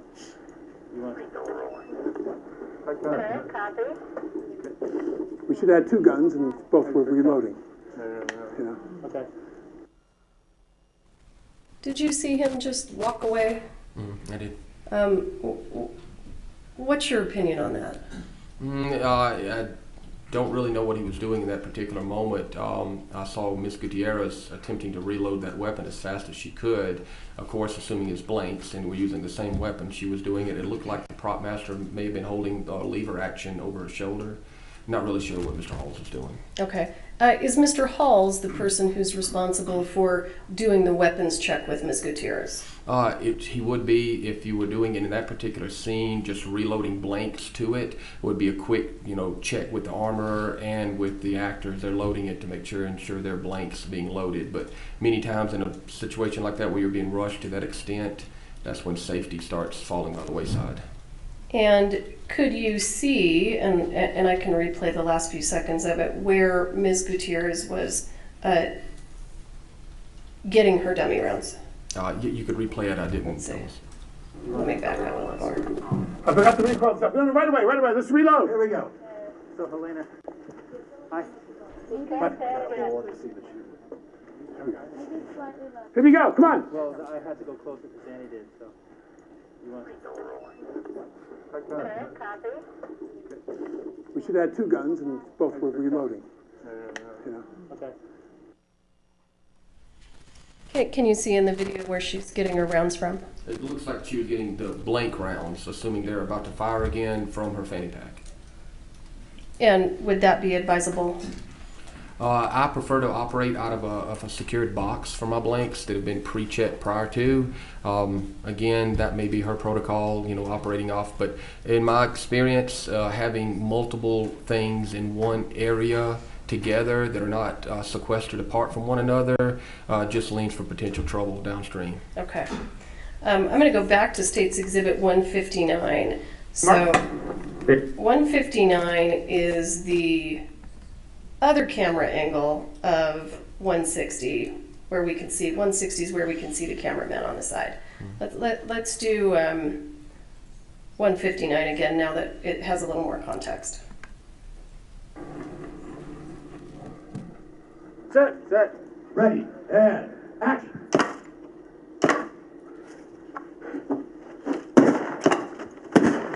Could you, in that moment, see the smoke go directly at the camera? I could. Frame by frame, please.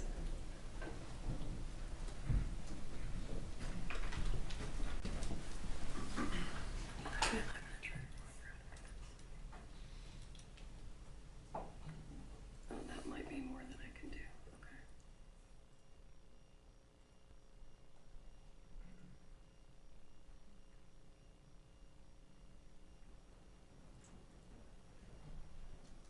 So that shot, when he fires the gun that time, did we see that initial shot from the other camera?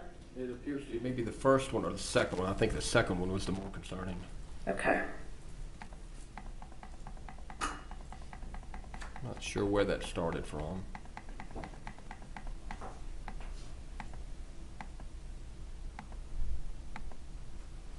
What are we looking at here? Well, the camera lens has got smoke obscuring it. Cameras can be, relatively tricky when you're viewing it from the angle of the camera and after that. But the better angle on that was the first angle from the first one. But again, it's difficult to see. You just see smoke over the lens. Having seen the other video, is it your opinion that the smoke that we are seeing right here is from the gun being fired at the camera? Correct. I mean, the other camera told the story of what occurred there, the more correctly. Okay.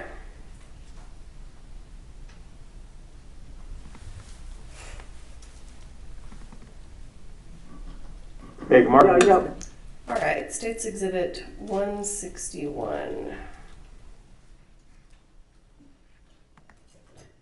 No, just. Yeah? Just. When you drop your arm, that means he's 10 feet away. I can't see how close he is, then I want to be almost up by the time he gets here. No, I'm gonna go into this. Yeah. Well, let me show you something. Hold on. Step back to your original mark. So 1 1,000, 2 1,000, 3 I'm getting up. Right. Then when he drops his arm, Helena get out. He drops his arm. That means Brady's close. I'm going to start to really get up. Okay. Do you see anything concerning here?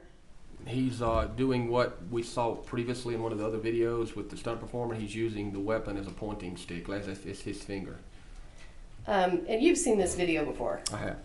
And what is your understanding about what that gun's loaded with? It's loaded with probably full flash blanks, but blanks. Okay. When Mr. Baldwin behaves this way and is using the revolver as a pointer, what is the responsibility on the part of Ms. Gutierrez? To intercede and correct any unsafe behavior. Now, obviously, again, we're talking about the nuances of doing it. I would start off pulling him aside or talking to him individually and say, you know, if we could, let's be careful with that muzzle. Remember muzzle discipline. I even have a little thing that I talk to when I hand a weapon off to an actor, and it's what I used to say back in the day. I would say control, and the actors would have to repeat the word control to me.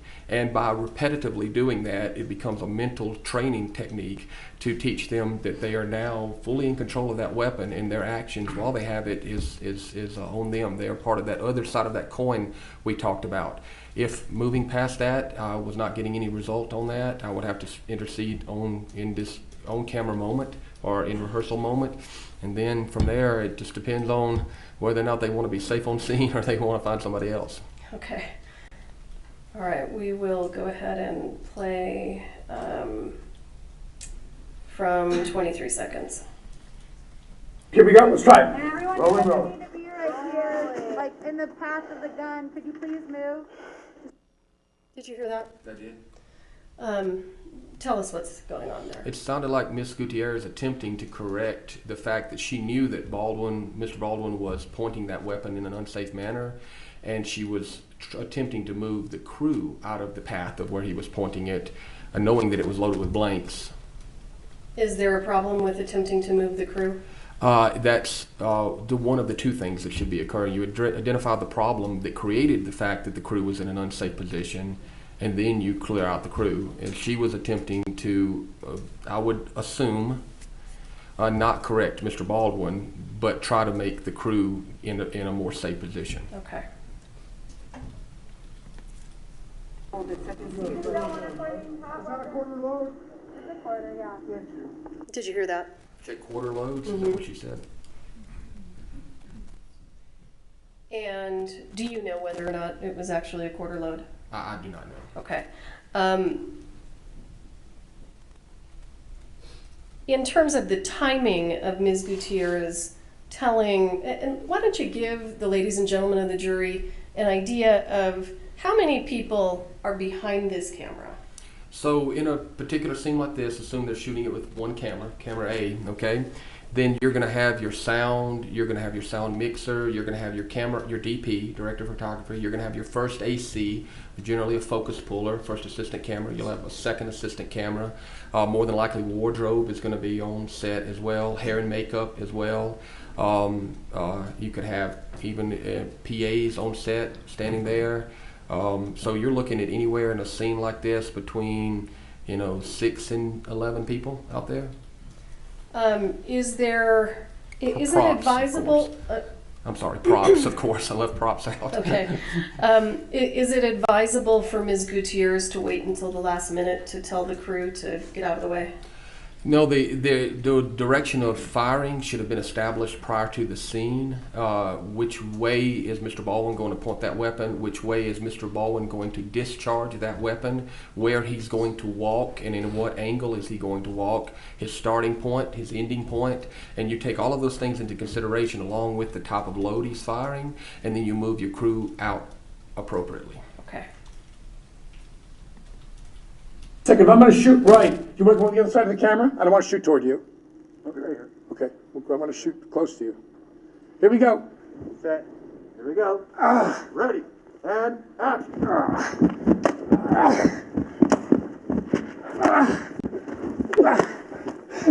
Go!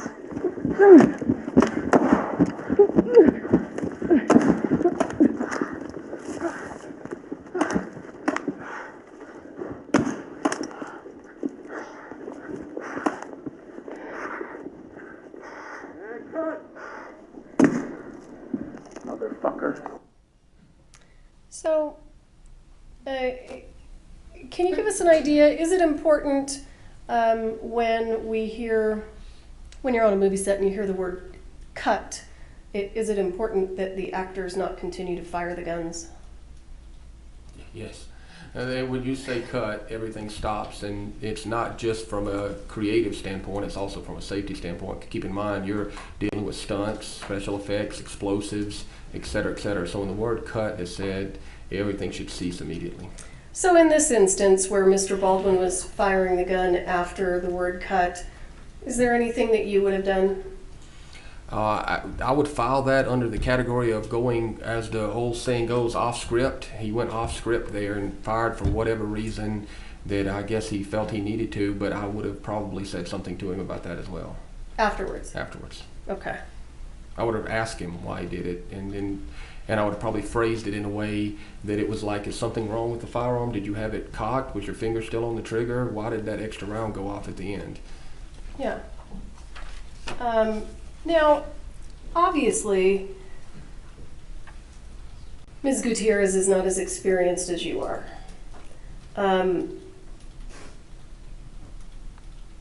Does her lack of experience, in your opinion, change the amount of responsibility she has as the armorer on the movie set? Once you take, I would like to expound on that a Sure, little bit. and move your microphone a little closer if you can, if it will move. Sure. Okay. Once you take on the responsibility of safety for another person, you take on a responsibility of making sure that you do what's necessary, even if it's inconvenient, even if it's not in your best interest. And if that isn't something that you feel capable of doing, then you should never step into that position. And it's unfortunate, I feel, that Ms. Gutierrez's experience level on this film may not have worked in her favor. It was the best thing I could probably say there. However, she took the position, and therefore these people on the movie set depended on her guidance and her professionalism to keep anyone from being harmed. And convenience isn't an option at that point. Okay. Thank you, sir. I'll pass the witness. Can I unplug? No. Okay.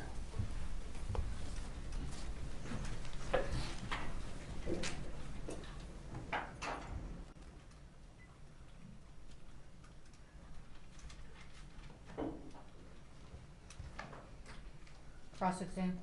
Thank you, Your Honor. Good morning, Mr. Carpenter. Yes, sir. Yes, sir. I want to first talk to you about your experience and background. It sounds like you were in the police force for how many years? I worked on and off in different law enforcement groups since about, I want to say about 94 up, and I would bounce back and forth in different departments. How many years total were you in the police force? If you count total, I would say probably 4 or 5. Okay. You were in SWAT? I worked on New Orleans Police Department SWAT during Katrina. Okay, sir, and you were in Katrina? That's correct. And then you also worked after that. That's when you started in the movie industry? Yes, sir. Okay, sir, so how would you say in total, how many years do you have firearms experience? Including film? Yes, sir. Yes, sir, I would think. Makes me feel old. Probably 30 plus years. Okay, and in 30 plus years, I take it you've developed protocols, you've developed best practices over that time. That's probably evolved. Yes, sir. So, sir, when you started, is it fair to say you probably didn't have those same practices you have now? That would be correct. Okay. And you've been trained both in the military, the police and the film industry, and over time you've developed those series of practices and protocols? Correct. Okay, sir, and do I understand from that there is no national certification of armorers? That is correct, especially in the southeastern United States. Okay, sir. And that means there's no governing body that certifies how much training or experience armorers have to have? Correct. Okay. And I know that you said earlier that 40 hours of training was something that you would think would be required. Am I wording that correctly? Yes, sir, it is a minimum. Okay, as a minimum. Now, and that's from your experience and background, but that's not in any kind of protocol or written format as in an armor. That's correct, sir. And those hours, if I might add, would just be for safety handling. If you were going to additionally add the work as a professional armorer, you would need some OTJ, some on-to-the-job training under tutelage. Okay, sir, so ideally there would be a national body that would have a set hours, 40 hours minimum, then on-the-job training a certain amount, and that would be the practice before an armorer is certified. Yes, sir. Okay. Now, at the time of this movie, obviously in 2021, that was not the case. Is that correct, sir? To the best of my knowledge, yes, sir. Okay, and also there is a difference, is there not, between union and a non-union armorer? Well, you can be in the union and work on a non-union show. The union armors, depending on which union you're in, like the 44 out of California has different regulations and different safety standards. So really is the point of the union gauges and follows the craft a little bit better, but it kind of interchanges depending on which job you want to work on. Okay, now when you know from working over the course of your career, there's different tiers. There's lower tier movies, lower budget, and there's higher tier movies. Correct. Okay, sir, and I think you said that in your practice now, where you're at now, you try to work with the higher tier movies. Is that right? That is correct. Okay, sir, and you're established. You have your production company. You try to work with the reputable suppliers like ISS, correct? Yes, sir. You're aware from your experience that people just starting out that may be working on these lower tier movies, you're not going to have the kind of resources, management support, that kind of thing. Is that a fair statement? It would be. Okay, sir. And on those lower tier movies, would you agree with me? A lot of times because they're lower budget, because of how they allocate funds, there's unsafe practices that may occur. That is correct. That would be a correct statement. Okay, sir. And would you also agree that production has some responsibility as well to set the safety tone and to make sure certain safety practices are occurring on that set? Most certainly. Okay, sir. And that would also include the first assistant director? Well, the first assistant director kind of runs the tone and tempo of the movie set itself, whereas the production company would be the governing body that would put these safety standards into practice that are already present. Okay, sir. And part of that safety responsibility, for example, if there were negligent discharges like there were in this film, there should be a chain of custody and reporting format and then something done to address that if there's a safety issue like that. Would you agree? I would. Okay, sir. And on this set, you knew that from your review and your work in this case, there were 2 negligent discharges. Is that correct? Correct. I'm familiar with one. The second, I believe, may have been the prop master. I'm not 100% sure what the second one was, but I know there were 2. Okay, sir. And on both of those, you don't know all the ins and outs of them, but you just know kind of what they occurred. One involved the prop master, Sarah Zachary. Is that right? That is correct, to the best of my knowledge. Now, you said earlier, and I've heard this phrase before, I'm familiar with it, 2 is 1 and 1 is none. Correct. So, sir, I think you applied that in this set to, ideally, would you believe there should have been 2 armors? Yes, they should have had more than 1 armor on this movie. Okay, and that's because, in your opinion, this was a gun-heavy set, is that right? Yes. So, on a gun-heavy set like this, it's ideal to have 2 armors. Were you aware that the Rust Production Company actually had Ms. Gutierrez-Reed working as a part-time armor? Yes, I was. Okay, and is that, so that, because you believe there should have been 2, I take it that's not an advisable practice on this movie? No, it is not. Okay. And were you aware that Ms. Gutierrez-Reed sometimes would have them to do props duties and take away from her armor duties? Yes. Okay. And sir, in anything that you read, were you ever aware that on days when they brought out real firearms, Ms. Gutierrez-Reed also would have to run and do props duties? It's my understanding that she was having to do that continuously. Okay. And sir, were you aware, or have you learned in your course of your review that production treated Ms. Gutierrez-Reed as some days were prop days, some days were armor days, and that's how they allocated that? From a financial standpoint, yes. Okay. And sir, if they bring out real firearms and it's a prop day, those firearms don't magically change into props, obviously. They still require an armor. Is that correct? That is correct. Okay. Now, you said that those firearms should first come from a legitimate prop house verified safe source, and that chain of custody is very important. Is that right, sir? That is correct. Okay.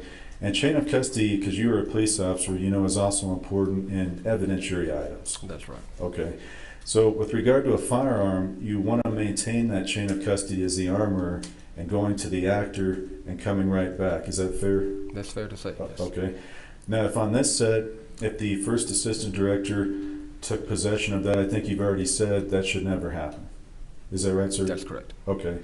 And under no circumstance should the first assistant director be possessing those firearms. Is that fair? Yes. Okay. Now, I know that you also said that multiple layers of safety is important. And on this several of the videos, we'll get into those more in a second, but I noticed Mr. Halls, the first assistant director.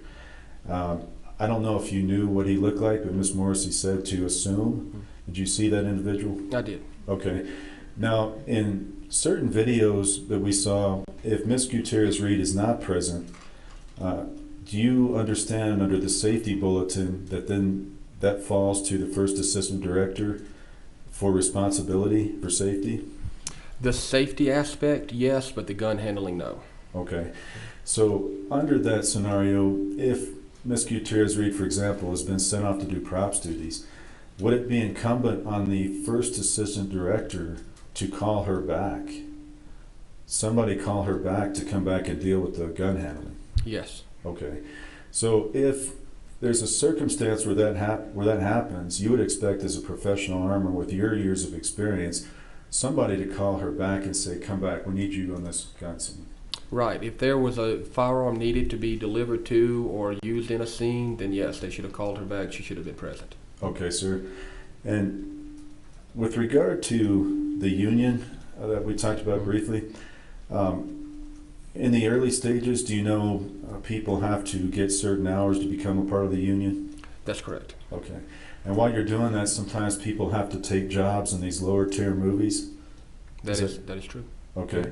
And again, to do that, sometimes you're going to have to deal with situations where you have a part-time position, but that's not something you would ever think would be advisable for an armorer. No, it should not be. Okay. Mm-hmm. And sir, let me ask you this: even if it's a movie set with two guns or a really small grouping, is it ever advisable to have a part-time armorer like this? So what you're describing is a day player versus a run of show, ROS. Mm-hmm. And so, yes, sometimes if there's a show that's only using a couple scenes that have firearms in it or a few firearms, then they can call in an armorer for a day player, 1 or 2 days to come in and handle that one particular thing, and then that be it. Okay, and when would a day player scenario be okay to do? I can tell you one of the last times I worked on Interview with a Vampire, the latest television series, and they had one scene in a funeral home where the actor was shooting a derringer at someone, and they called me into day play for that exact scene only, and that would be an example. Okay, but on this particular, I'm sorry about that. Thanks for doing it. Is that better? Yeah, didn't you turn this up? Yeah, but that doesn't Okay. control the sound. Okay, thank you very much. Okay. Is on this particular Western set, when you've got so many firearms, you wouldn't have a situation where you'd have a day player, that kind of thing. No, I would not think so. It's too many moving parts, too many firearms out at all times. Because we saw in those videos, and I understand what you're saying, there was a lack of muzzle discipline in several scenes, and you described that. We didn't see, though, in fairness, the entire video of the context. Would you agree with that? Just a clip, that's all we saw. Okay. Mm-hmm. So in fairness, sir, you don't know at times when you were saying, I assume, you don't know if Ms. Gutierrez Reed came up after and said something to those people about muzzle discipline? No, I do not. Okay. And sometimes, and I'm not holding this because you're just looking at the clip too, like all of us. Sure. But in certain situations where you might think there's a full blank, there might be a quarter load. Is that fair? Yes. Okay. So, in fact, another scene I think we were looking at, you talked about replacing a replica with a live weapon, and he was going to get thrown back into the wall. In that instance, I don't know if you were totally sure whether that was a replica. No, I was not. No. Okay. On the Rust set, there were primarily real firearms. Are you aware of that? Yes. Do you know, sir, how many replicas there were? I do not. Not at that count. Okay. So in general, every time the Rust set had guns out on that set, they should have had the armorer present doing armor duties. Is that right? Yes. And in fact, I think you said they should have had 2 armorers. That would be very fair. Okay. And sir, with regard to the industry, you may have answered this. If you have, I'm sorry, but is there any specific licensing requirement for armorers in the industry? It is not. Okay. Is there any specific checklist or written protocols for duties of an armorer? Industry standard and safety protocols put out by IATSE and SAG, et cetera, and CSATF.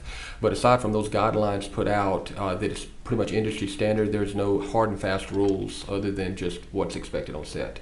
Okay, sir, and I know with your professional experience and how long you've been doing this, you've developed very good practices and best practices. But in terms of an armorer just starting out, there's nothing really to guide a specific checklist, for example. Nothing short of the Cooper's 4 rules. Cooper's 4 rules, which I want to talk to you about that for a second. Those are what you described. Treat every firearm as loaded. Don't point at something you don't want to destroy, and keep your finger out of the trigger guard unless you're ready to shoot. Those kind of things. That is correct. Yes, sir. And sir, you saw several clips with Mr. Baldwin violating those rules. Correct. Okay, and I think towards the end I want to talk about that a little more, but he was using the firearm to point at people. In that particular scene, yes, sir. Okay, and he also, I think, did you notice if he had his finger in the trigger guard in any of those? In that particular scene, I noticed that he did not. He had it on the trigger guard on the outside. Okay. And was that the one where Miss Gutierrez Reed was present? That was the one where she advised crew to step away from the line of fire. Okay. So, do you know whether she had also told Mr. Baldwin before the scene to make sure he didn't have his finger in the trigger guard? No, sir. Okay. Now, in that particular video, clearing the line of fire is an important part of what an armorer does. Would you agree with that? Yes. Okay, sir. And Miss Gutierrez Reed did indicate she was trying to do that. Yes. Okay. Now, with regard to vintage weapons in this type of Western set, in your experience and training, do they require any specific training for safe use? Not apart from what we've talked about, the basic. They're not a complex weapon system. They're a very rudimentary weapon system. In fact, one of the first modern types of firearms in that category.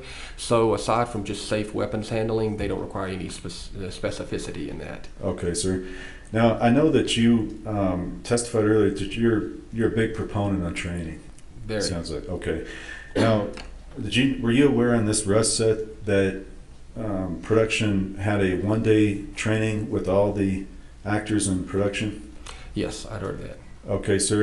And to you, with your background and experience, to you, would that have been advisable to have everybody trained in mass on that one day? It would not have been advisable. It all depends also on the level of experience for each individual actor. Some may have more experience. You can vet them out pretty quickly by just speaking to them for a moment and see how they, what actionable words they give you back for your questions.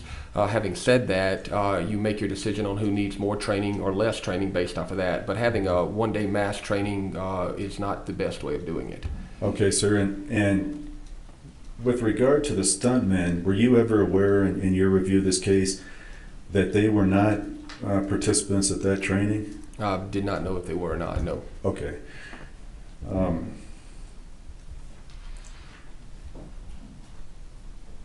You talked about the steps an armor should take to prepare a particular scene. Now, one of them, and can it vary by the complexity of the scene?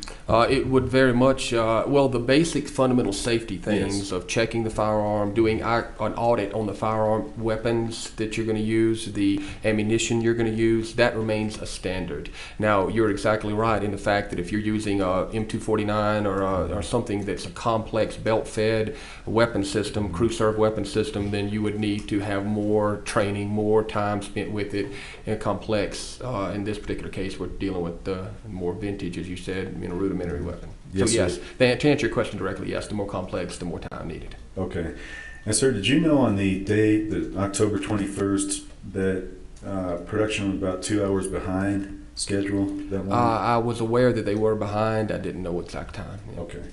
And in a situation where, I know you said you need to slow down, but you knew they were probably in a rush situation that day, at least a little faster. Correct. Okay. Now,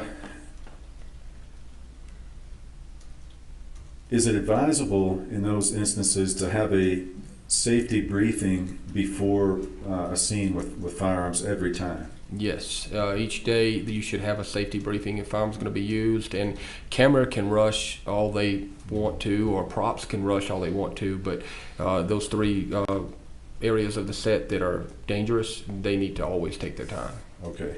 So, sir, I want to ask you if you would assume that for a moment that Baldwin is in the church, he's has the weapon, Miss Gutierrez Reed is outside, she's not aware that he's going to be using that weapon. At that point, he goes off script, calls an audible, and starts using it. Should someone in that church have gone and got Miss Gutierrez Reed and brought her in? If Ms. Gutierrez was not present in there with the live weapon, then someone should have looked up at the point and said, "Where is our armorer?" and called her in. Okay. And that would have been important for her to come in and monitor that scene, do the safety briefing, those kind of things with Mr. Baldwin. Is that right, sir? Safety briefing generally is conducted by the first assistant director, and then sometimes the armorer is allowed to speak if anything is needed to be done at that point in time. But yes, before that is used or any of that stuff is implemented into the day, and then those things should have been done. Okay, sir. And as part of that, would you expect that they call her back in? She needs to take the weapon, do that safety check you talked about with Mr. Halls, the first assistant, and then once that's cleared, it goes back to Mr. Baldwin? That's correct. Took the weapon, cleared it with at least her DP or her first assistant director, a two-part check, and then obviously the actor that's handling it and anyone else in the room. Okay, sir. That wanted to see it. Yes. Excuse me. Okay. And were you aware whether Miss Gutierrez Reed was having to attend to prop duties on the moment of the 21st when Mr. Baldwin did do the rehearsal scene? No, sir, I was not aware of what she was doing. Okay.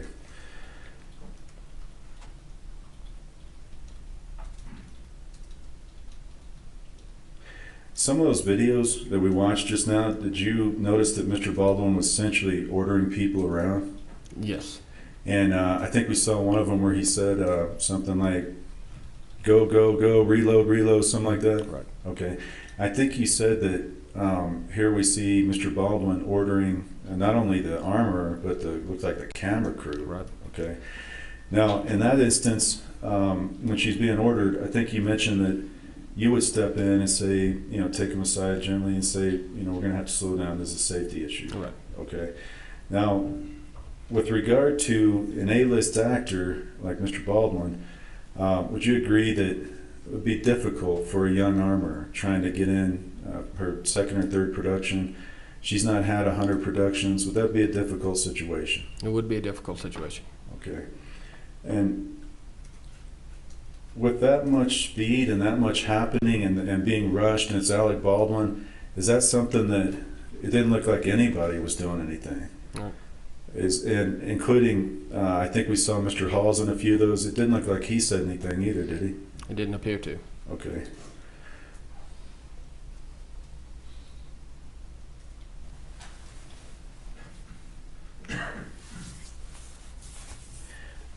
With regard to the props department, I forgot to ask you something. Miss Sarah Zachary was the props head. Were you aware of that? Yes, I was. Okay, and were you aware whether she was Miss Gutierrez Reed's boss as part of that department? Yes, typically the prop master is the boss of the armorer, correct. Were you aware whether Miss Zachary had training in the use of firearms from Seth Kenny? No, I wasn't aware of that. The only knowledge I had of her was her statements that she was not proficient with firearms. Okay.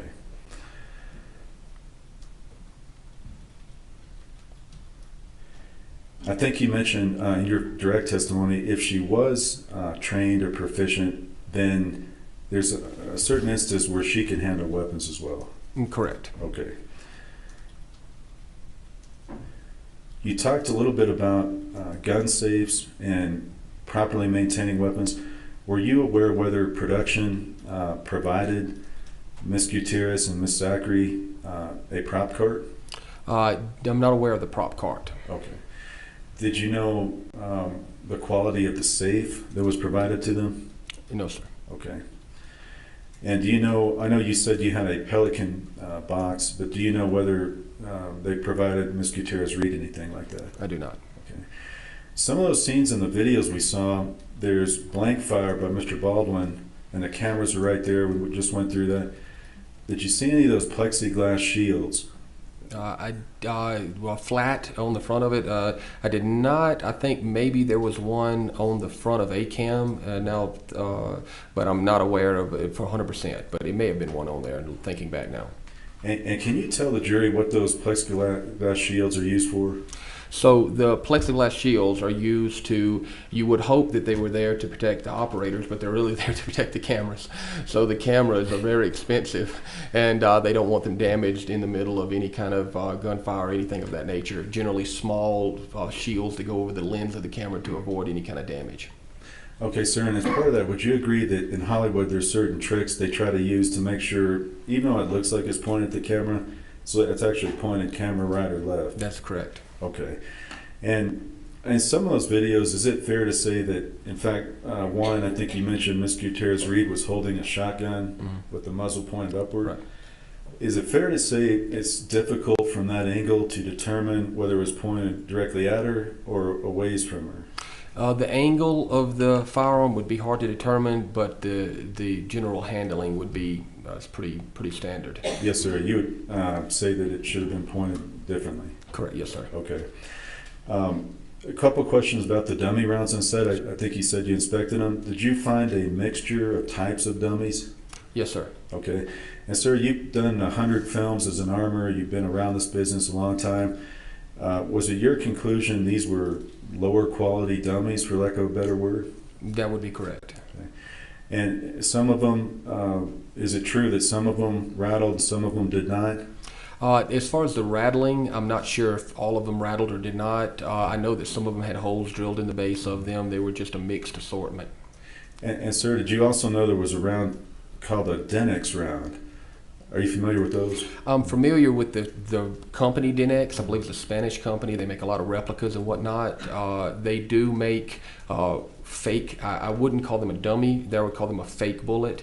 They don't make them to industry standards. They make them to, let's say you had a display case in your office and you wanted it to look like an Old West gun from New Mexico.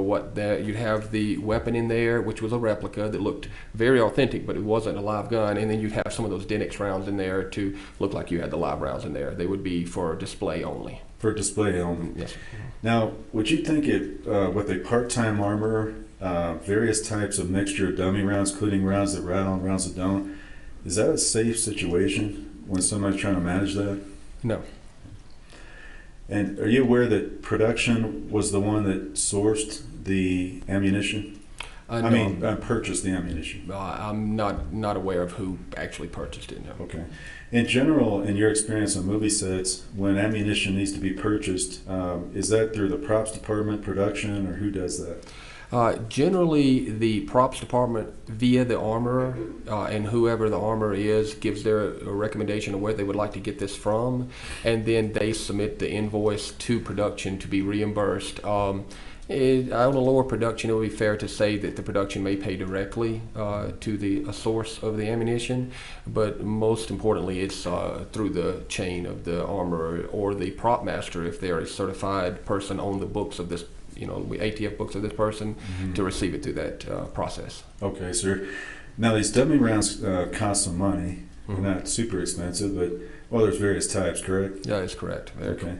So you wouldn't typically just throw the dummy rounds away after a scene, would you? No. Okay. I think you mentioned that obviously live rounds never have a place on set. Correct. Okay.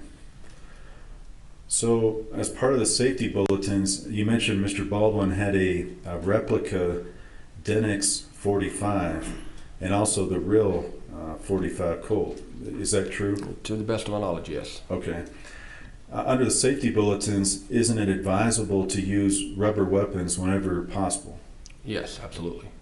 So in the tragic situation when Mr. Baldwin was doing the blocking rehearsal, with your training experience and how long you've been in this, would it have been advisable never to use a real weapon in that scene? Absolutely. And in fact, under a blocking where you're not even filming, would you ever want to use a live weapon? There's absolutely no need for it unless the actor specifically requested, in which case we fall back to the protocol. We talk about the armor being present, et cetera, et cetera. You can, in a blocking scene, literally props many times have Nerf guns or shoot your finger. I mean, it's just for drawing focus and trying to make sure that everything is in the right spot that it's supposed to be in. Yes, sir. Okay. And so, with regard to that, if Mr. Baldwin, and I don't know if you're aware of this, if he always preferred the real weapons, is that something that would have been advisable? It would have been a bit outside the norm. I have worked with some actors that from time to time wanted to use the real weapons. It just costs more time and effort on the armorer's part to be present each time you're doing a blocking scene with something that's not necessary. Okay.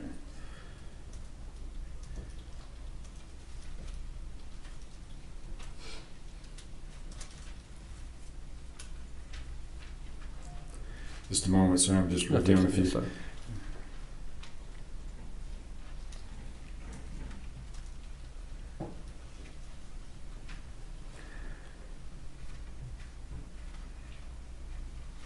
Okay, I want to move to the videos just that we watched. 149.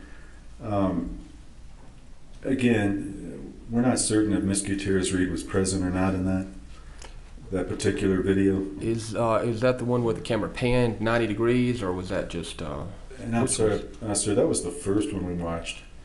Where, with the young actor came up close to camera. Yes. I can't see behind camera, so not sure who was there. Okay.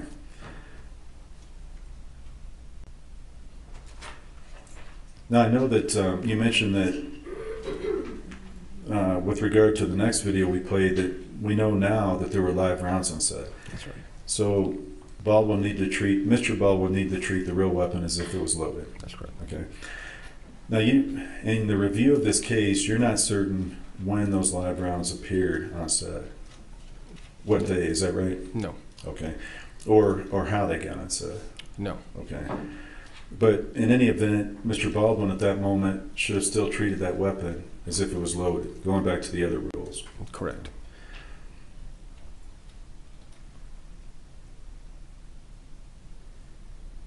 Did you read the OSHA report in this case? It's part of it, some of it. Okay. And do you know that they found fault with production for several safety violations? Yes, sir. Okay. And do you know that those safety violations for that there was a financial penalty? Correct. Okay. On this particular budget, did you review any of the budgetary items for Rust? Not many. Not Okay. many. No. Did you look at whether there was money budgeted for the armor? I did not. Okay.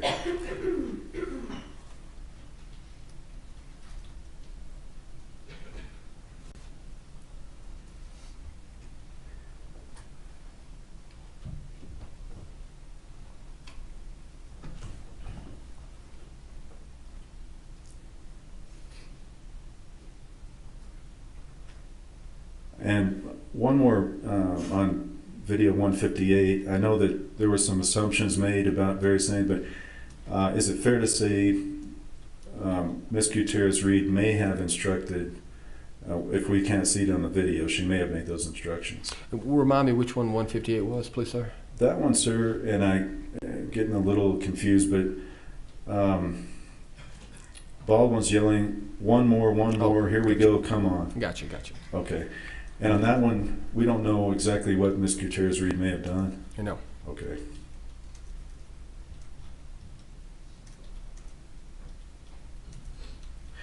On video 160, this is where Mr. Baldwin instructs the armor how to do her job, telling her to, you saw that video. Right. Did you know whether the rounds in her fanny pack, whether they were sequestered? I did not. Okay.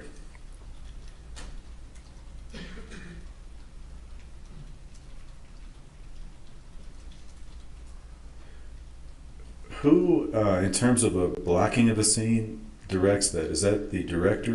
The director generally blocks a scene along with the director of photography, the DP. They work together.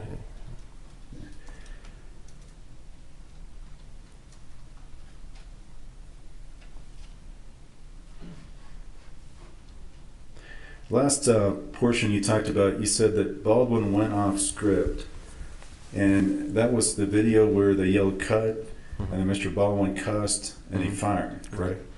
And again, would you agree that's a unsafe practice Mr. Baldwin is doing? Sure, yes, absolutely. And now that we know what happened, we now have seen another instance where he went off script, correct? Correct. Then a just a moment.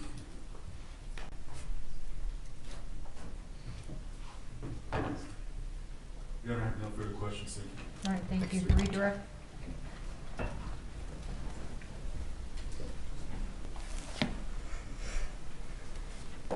Mr. Carpenter, when you first started out as an armorer, would you have held a shotgun with the barrel pointing in the direction of your own head? I would not. And when you first started out as an armorer, would you have permitted a stuntman to hand a double-barrel shotgun to a child? I would not. So those aren't things that you learned over the years not to do, correct? Correct. Can everyone hear Mr. Carpenter? Okay. Sorry, guys.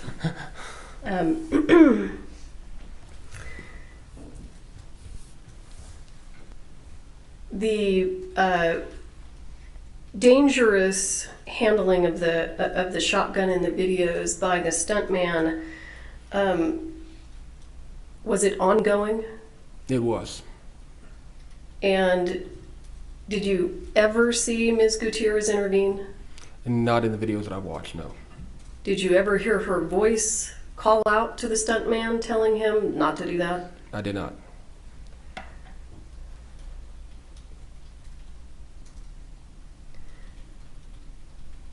And during those videos that we saw with the stuntman and the gun, he was actually on numerous occasions pointing the gun at people, correct? Correct.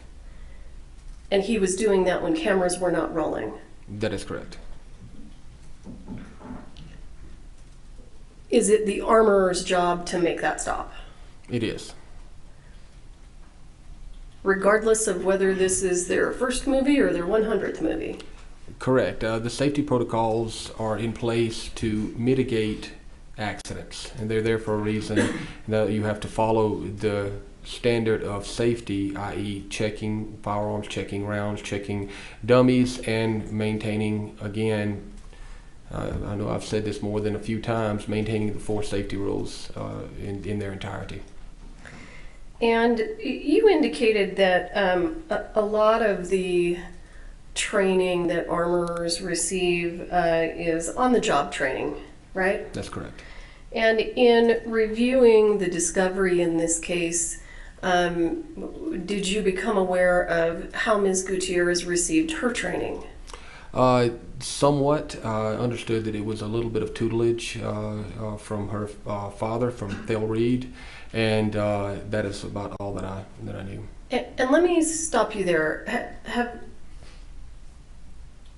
Are you aware of who he is? I am. And based on what you know of Mr. Reed, is he qualified? He's a qualified armorer to work. He works in a specific genre of films more than anything, and he's been on a lot of major shows. Does he have a reputation in the industry? He does. Oh, sure.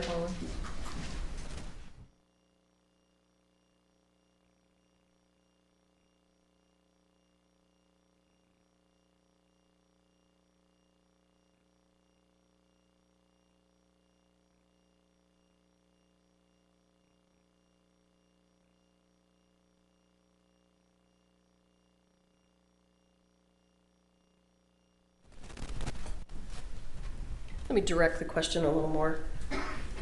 Does Mr. Reed have a reputation for being qualified? Yes.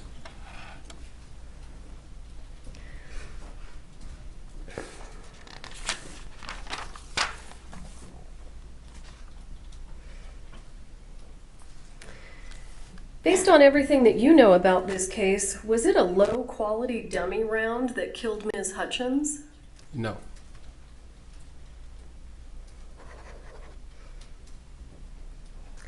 And whose responsibility is it to ferret out any possible live rounds on a movie set?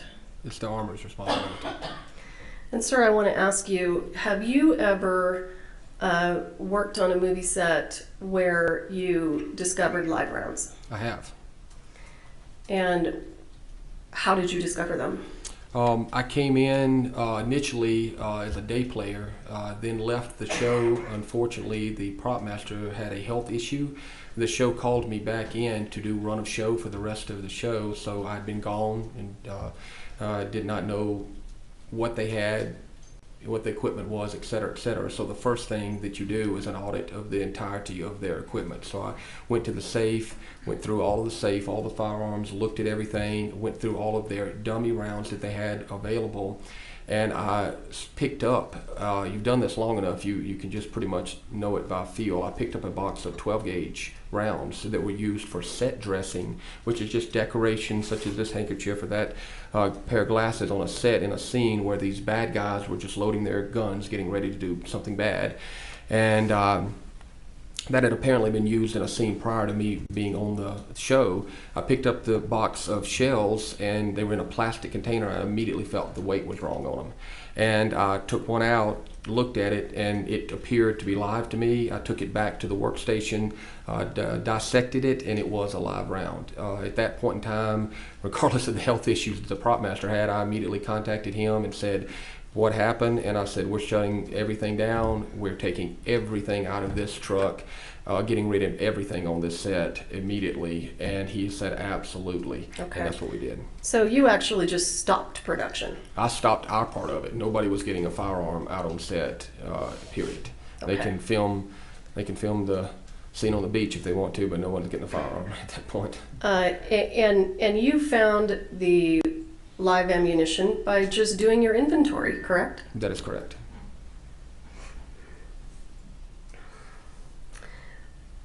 On a movie set, whose responsibility is it to maintain chain of custody of a gun? It is the armor. And whose responsibility is it to maintain chain of custody of ammunition? The armor.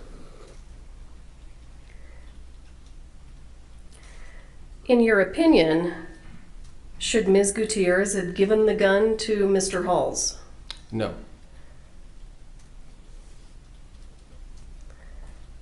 Should Ms. Gutierrez have given the gun to Mr. Halls and then left the room? No. And let's say that she's got prop duties. Is that an excuse for an armorer to leave the room and leave a real gun out of her sight? Unfortunately, no. When you are an armorer on a movie set, and let's say you also have prop duties, how do you prioritize those things? They generally, if it's a movie where they only have a few firearms, you can work props on the days that there's no firearms present and armor on the days that weapons are present. But an intermingling, the two never shall meet. In other words, if there's firearms on set and you're doing prop duties, you're an armorer. You're not a props person because you cannot do both jobs adequately. Okay.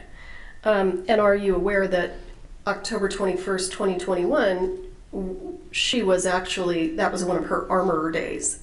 I was not aware of that. Based on your review of the documents in this case, who loaded the gun before it was handed to Mr. Halls? Ms. Gutierrez.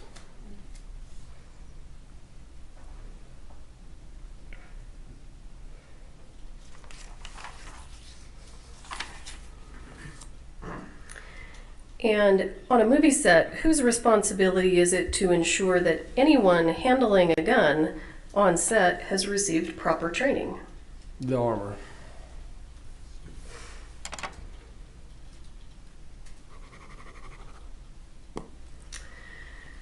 Mr. Bowles asked you a question about whether or not it would be difficult for a young armorer just starting out to perhaps ruffle the feathers of, I think he referred to him as an A-list actor. And you indicated that that might be a difficult position. Is that right? That is correct.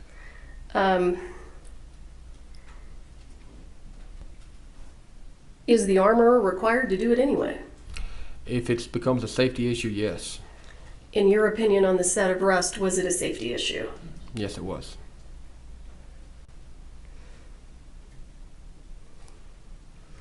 You were asked some questions about Ms. Zachary being Ms. Gutierrez's boss, and I want to ask you, in the film industry,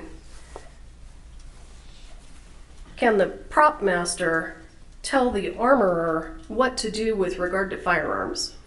They can administratively tell them what to do with firearms, i.e., we're not going to use any today on scene for this reason, or maybe they choose to get the firearms from a different location that the armorer wants. But from a safety standpoint, the armorer is the final say.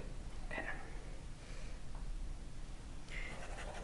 And you were asked some questions about the safe that was used to hold the guns in this case. Were you aware that Ms. Gutierrez actually picked out the safe? I was not.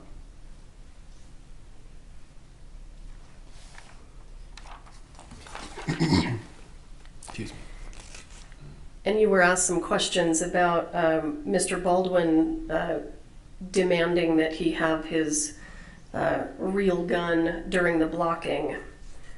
Who permitted the real gun to be used during the blocking rehearsal by Mr. Baldwin? Objection is speculation. What are you going to say about approaching from now on? Come up on every objection.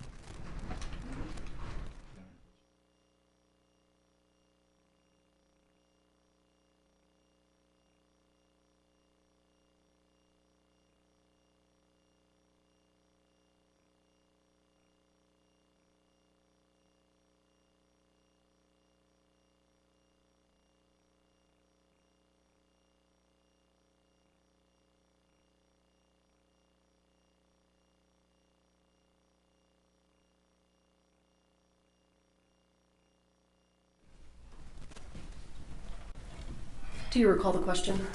Could you repeat, please? Who permitted the real gun to be used during the blocking rehearsal by Mr. Baldwin? Ms. Gutierrez. All right. I don't have anything else. Thank you, sir. Thank you. Your Honor, may I ask a few more questions? Do you have any objection to that? As long as they remain within the scope of redirect, I do not have an objection. Go ahead. So a few more questions on that last question. You're not certain whether, or do you know whether Mr. Halls handed Mr. Baldwin the weapon? It's my understanding that he did hand the weapon off to Mr. Baldwin. And is your understanding as well that Ms. Gutierrez Reed was not in the church at the time Mr. Halls handed him the weapon? Also true, yes, sir. Okay. And with regard to the prop duties that were discussed on redirect, were you aware whether production was directing Ms. Gutierrez Reed to focus more on props duties? I was not. Okay. Were you aware that on the day in question there were a number of props that needed to be present? No. Counsel approach.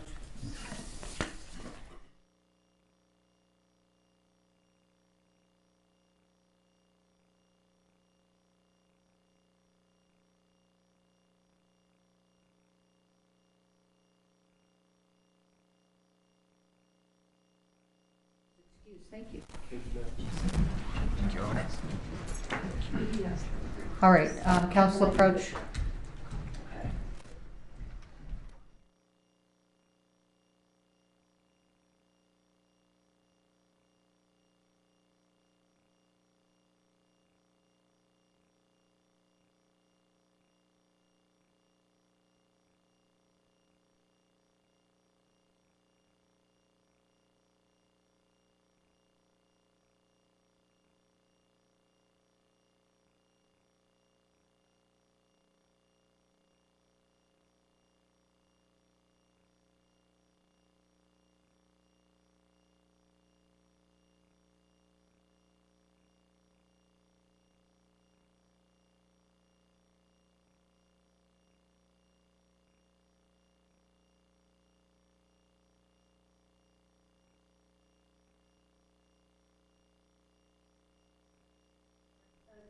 Face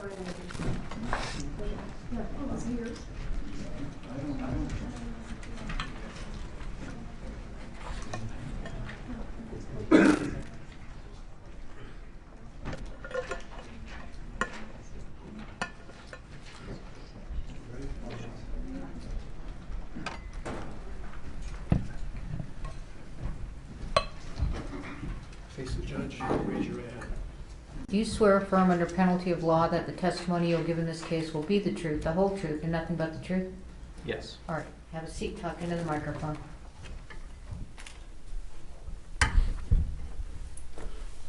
Good morning. Morning. Would you please state your name for the record? My name's Ryan Winterstern. And would you spell your last name for us, please? Winterstern. Thank you. Mr. Winterstern, were you involved in the Rust movie? Yes. And what was your involvement? I was one of the producers. And as a producer of the movie, can you give the jury an idea of what your description, your job description was as a producer? Me specifically, or the producers in general? You specifically. I was one of the producers who helped procure the financing for the film. Okay. And were you on the set of the filming pretty regularly? Yes. Okay. Would you say that you were on the set every day? Yes. Okay. And what would you typically do while you were on set? It just depended on the day. Sometimes I'd be a liaison to the actors. Okay. The primary reason that we've asked you here today is because the defendant testified at an OSHA, or actually it was an Occupational Safety Board hearing. And during the hearing, she testified that she spoke to two producers, one named Ryan and one named Nathan. She wasn't clear about the last names, but she did identify the first name. She said that she had come to Ryan and Nathan and complained that she needed additional armor time to work, in particular with Mr. Alec Baldwin concerning his cross draw. Do you have any recollection of a conversation with the defendant about her needing additional armor time? I don't recollect that conversation. Okay. And do you believe that she had that conversation with you, that it would be something you would have remembered? I believe so, that I would, if the conversation did happen. Okay. Did you have many conversations with her? I don't believe so. Okay. So it's likely something you would have remembered, you say? I assume so. Okay. Thank you. I'll pass the witness. Cross-exam.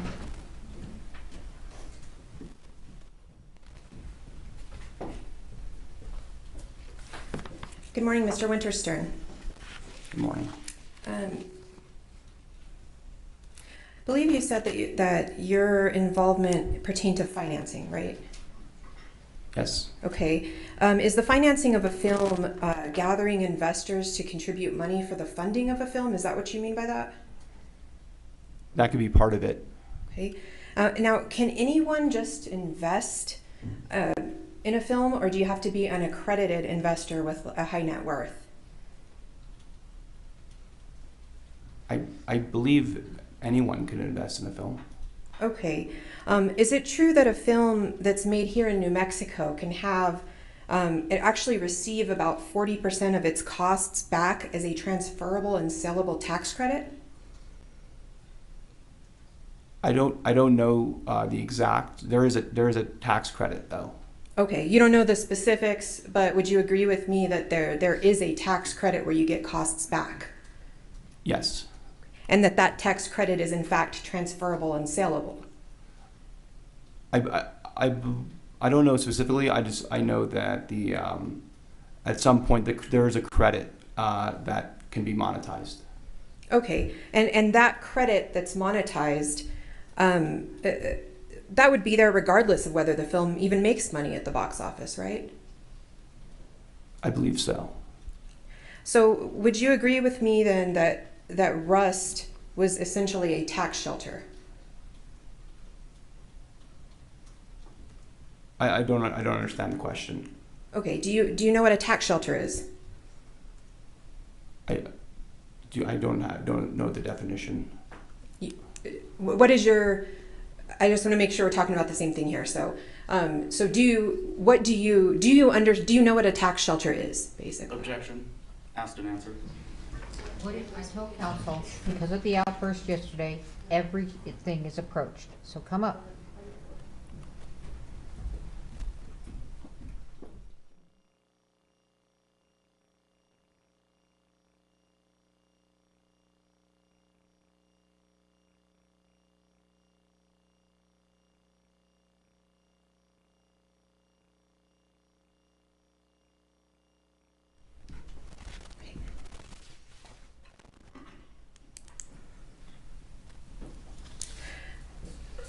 Now, you're one of the producers on this film. In the beginning, were there 6 producers for the film, or was it 10?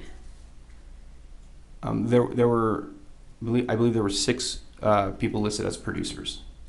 Okay, and who were all the producers of Rust? So there was myself, Alec Baldwin, Ryan Smith, Angel Nigam, Matt Del Piano, and Nathan Klinger. Okay. Now, to me, I'm not greatly familiar with film. That sounds a little top-heavy to me. Is that normal for a low-budget film to have so many producers? I don't know specifically. I would say it could. Sometimes yes, sometimes no. Okay. And part of the producer's job, you mentioned financing, but it also involves the budget for the film, right? Well, I mean, in terms of what? In terms of the budgeting for how funds are going to be allocated to make the film. Oh, a budget is made, but that would be by the line producer. So you're saying that just the line producer makes the budget? Is that what you're saying? Yes, the line producer is the one who creates the budget. Did you have any role in helping create the budget? I received the budget. I saw the budget, so I was part of the process in terms of I was able to see the budget. All right, and you then approved the budget also, right? Objection.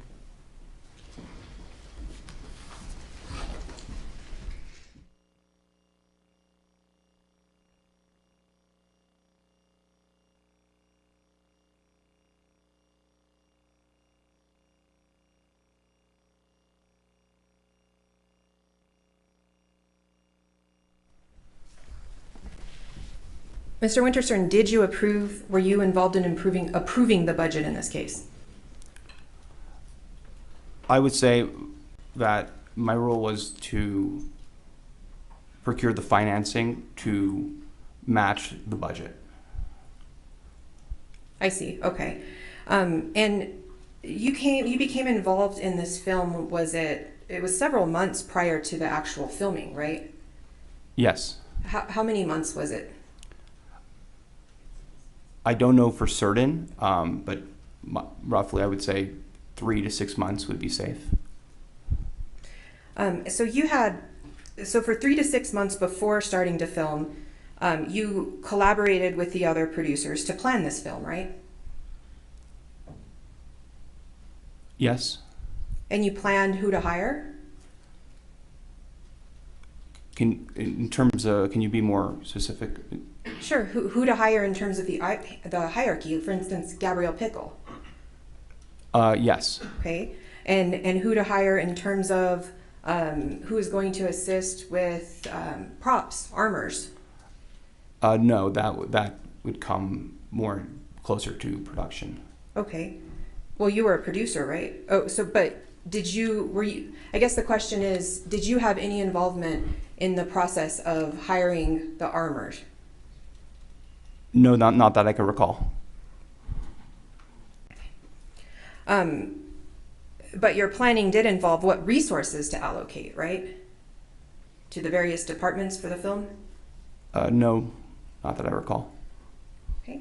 Are you aware of the original budget for this film? I think you did say you were involved in the financing and reviewed the budget. So were you aware the original budget for this film was $7,000 for the armor, $7,000 for an assistant armor, and also funding for a full-time prop master?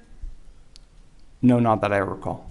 Okay, are you saying that you don't recall what it is, or that that's not what you remember?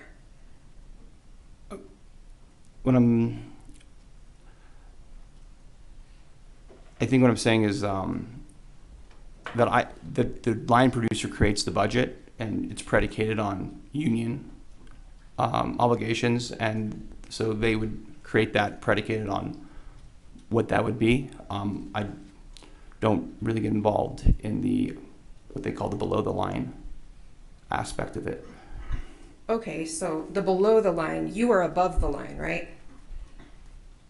I believe a producer is part of the above the line. And as a producer, you don't know what funds were set aside for the armor? I did not know. Not that I recall. Do you recall what day filming actually began? Specifically? Right. I know it would have been in October of 2021. I don't know, I can't remember the exact date. I would assume it was early October or around October 10th. Okay. And do you know how many total filming days were allotted for this film? I believe it was, at the time, I believe it was 21. Okay. And you said you didn't know, I believe, specifics on the budget breakdown for what was allotted for the armor, or part-time, or assistant armor, all of that. But were you aware that it finally came down to the set having just a part-time non-union armor with no assistant armor? Like I said, I wasn't involved, so I don't recall specifically how those decisions were made. Were you aware that Hannah Gutierrez was only working as an armor part-time? She was also working as props. Were you even aware of that? Council approach. Is there an objection, Your Honor? Yes, he's good.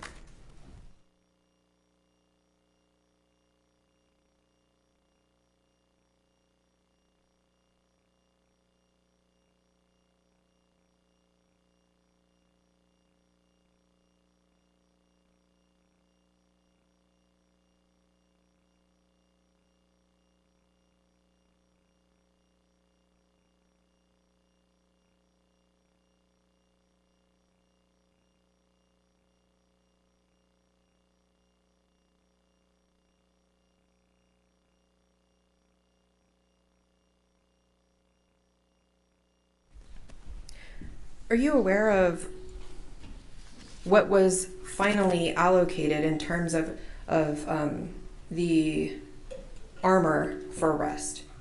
I don't recall. Are you aware whether there were any other armors who were willing to take the terms and the pay that was being offered? I don't know. I don't recall. Right. I think you said on direct that you were on location. You were on location every day, right? Yes. And once filming began, you were actually present for some of the filming itself, right? Yes. Okay. Who was the actual signatory for the Rust Movie Productions, LLC? My understanding is it to be Ryan Smith. And he was also one of the producers, right? Yes. And he was on location during the filming as well, right? Yes. Okay. Was the owner of the Rust LLC ever at one time Alec Baldwin? I'm sorry, can you ask the question again? Yes. Was the owner of the LLC who owned the rights, let me rephrase that, to the movie ever Alec Baldwin or his company? That was my understanding. Okay. So I want to be clear. So if I understand what you just said correctly, Alec Baldwin was at one time the owner of the rights to Rust LLC? Objection. What can you Just a minute, he objected. I think I know it.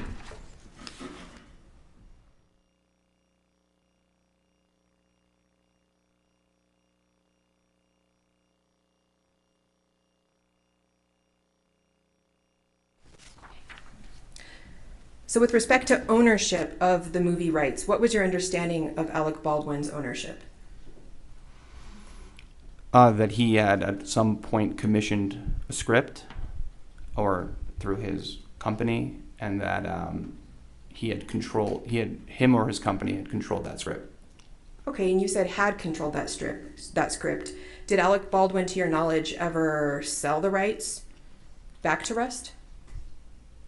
Yes, that in order for the film to get made, the rights were transferred to Rust Movie Productions LLC, from my understanding.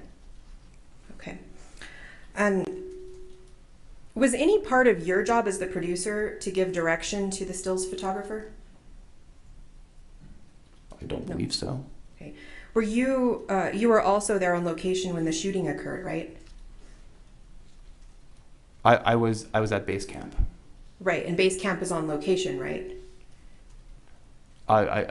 Yes, I assume so then, yes. Well, I want to make sure you said previously, I believe, that you were on location every day, right? Yes. So you recall being there on location the day of the shooting? Yes. What did you do? I guess, how did you become aware of the shooting? I heard it on a walkie-talkie. Okay. And once you heard that, what did you do? I headed towards set. Okay. And when you got to set, is it true that Ryan Smith was already there on location? Yes, from what I remember.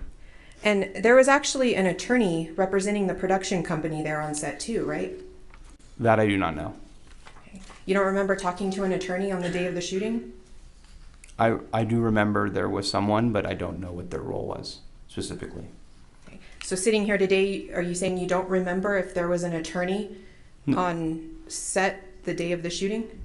No, like I said, there was an attorney. Okay. But I don't know specifically what they were doing there. Okay. Did you know that attorney, whether or not that attorney represented the production company? I did not know at the time, no. Do you know that now? No, actually, I don't know. Okay. And after the shooting, did you see Alec Baldwin at any point? Yes. Right after the shooting, when you ran up there? I don't recall exactly when I saw him specifically, but I do remember seeing him at some point after the shooting. Do you ever remember seeing Alec Baldwin outside the church making phone calls after the shooting? Yes. And was Mr. Baldwin also there with his assistant Jonah at the time? Yes. And this is after the shooting? Yes. And did you talk to Mr. Baldwin in that moment? I'm sorry, which moment? The moment after the shooting, when you're there and you see him on the phone? I did speak to him at certain points, I believe. Yeah, I remember speaking with him. Okay. And have you communicated with Mr. Baldwin since the shooting? Yes. In fact, is it true that you did stay on the production after the shooting and finish the film, right? Yes, that's correct. I'm going to switch gears a little bit. Do you remember the morning of when the camera crew quit? I'm sorry. Do you ever remember the camera crew in this production of Rust quitting? Yes. Were you aware of any of the without telling us right now, were you aware of any of the grievances that the camera crew had about, were you aware of any of the grievances that they had throughout this production? Yes. Were you aware whether any of those grievances had to do with not being properly paid? Not that I can recollect.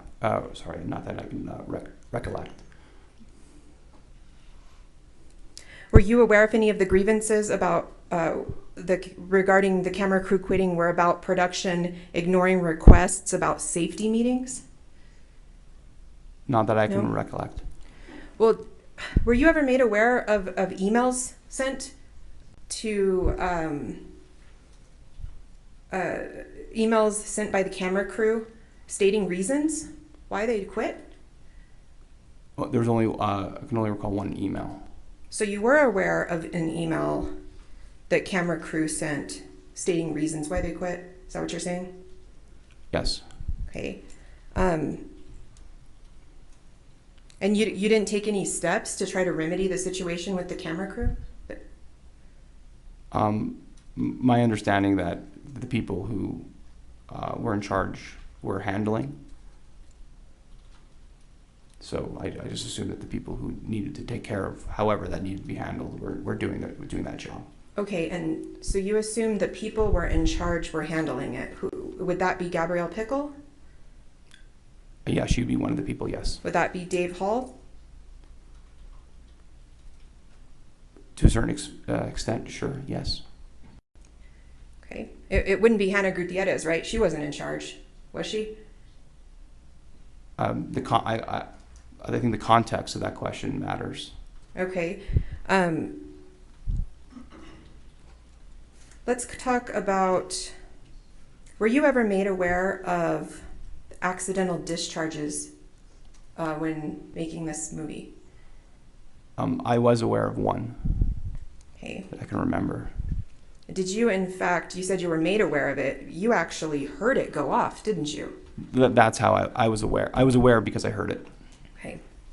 And as a result of that accidental discharge on set that you actually heard, did you direct any safety meetings about that? No. Okay.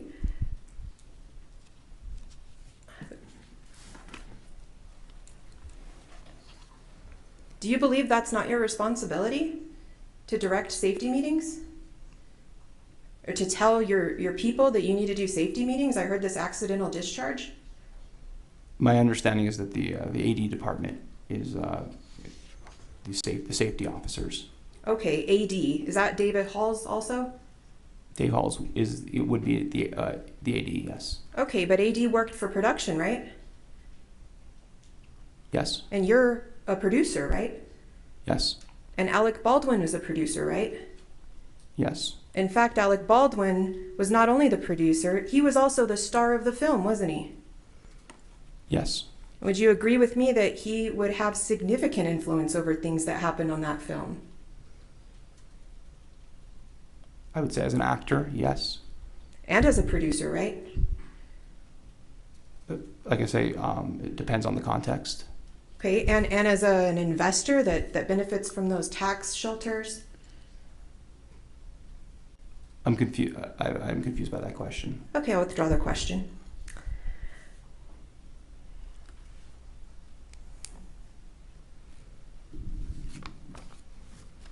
Just a minute, Your Honor.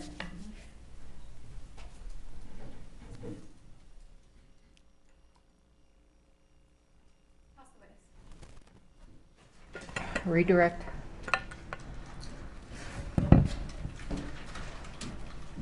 Mr. Winterstern, do you recall the defense counsel just asking you about whether one of the complaints from the camera crew was accidental discharges on the set?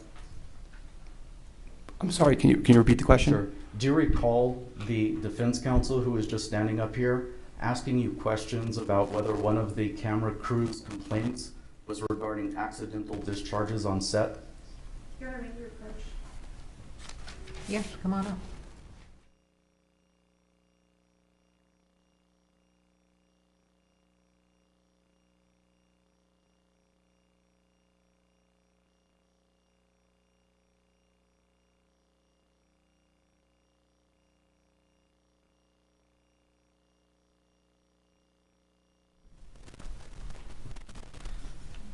You were aware of at least one accidental discharge on set, correct?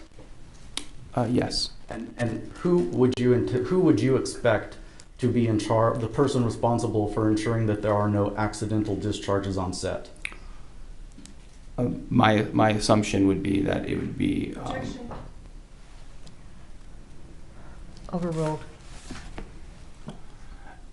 I would say it would be both the AD department overseeing safety, and also it'd be, I would assume, the role of the armorer. Okay, thank you. All right, Nothing further. excuse, thank you. All right, we're going to take our lunch break. Please be back downstairs at 1 o'clock. Please don't talk among yourselves or anyone else about the evidence received here in court. Thank you. All rise.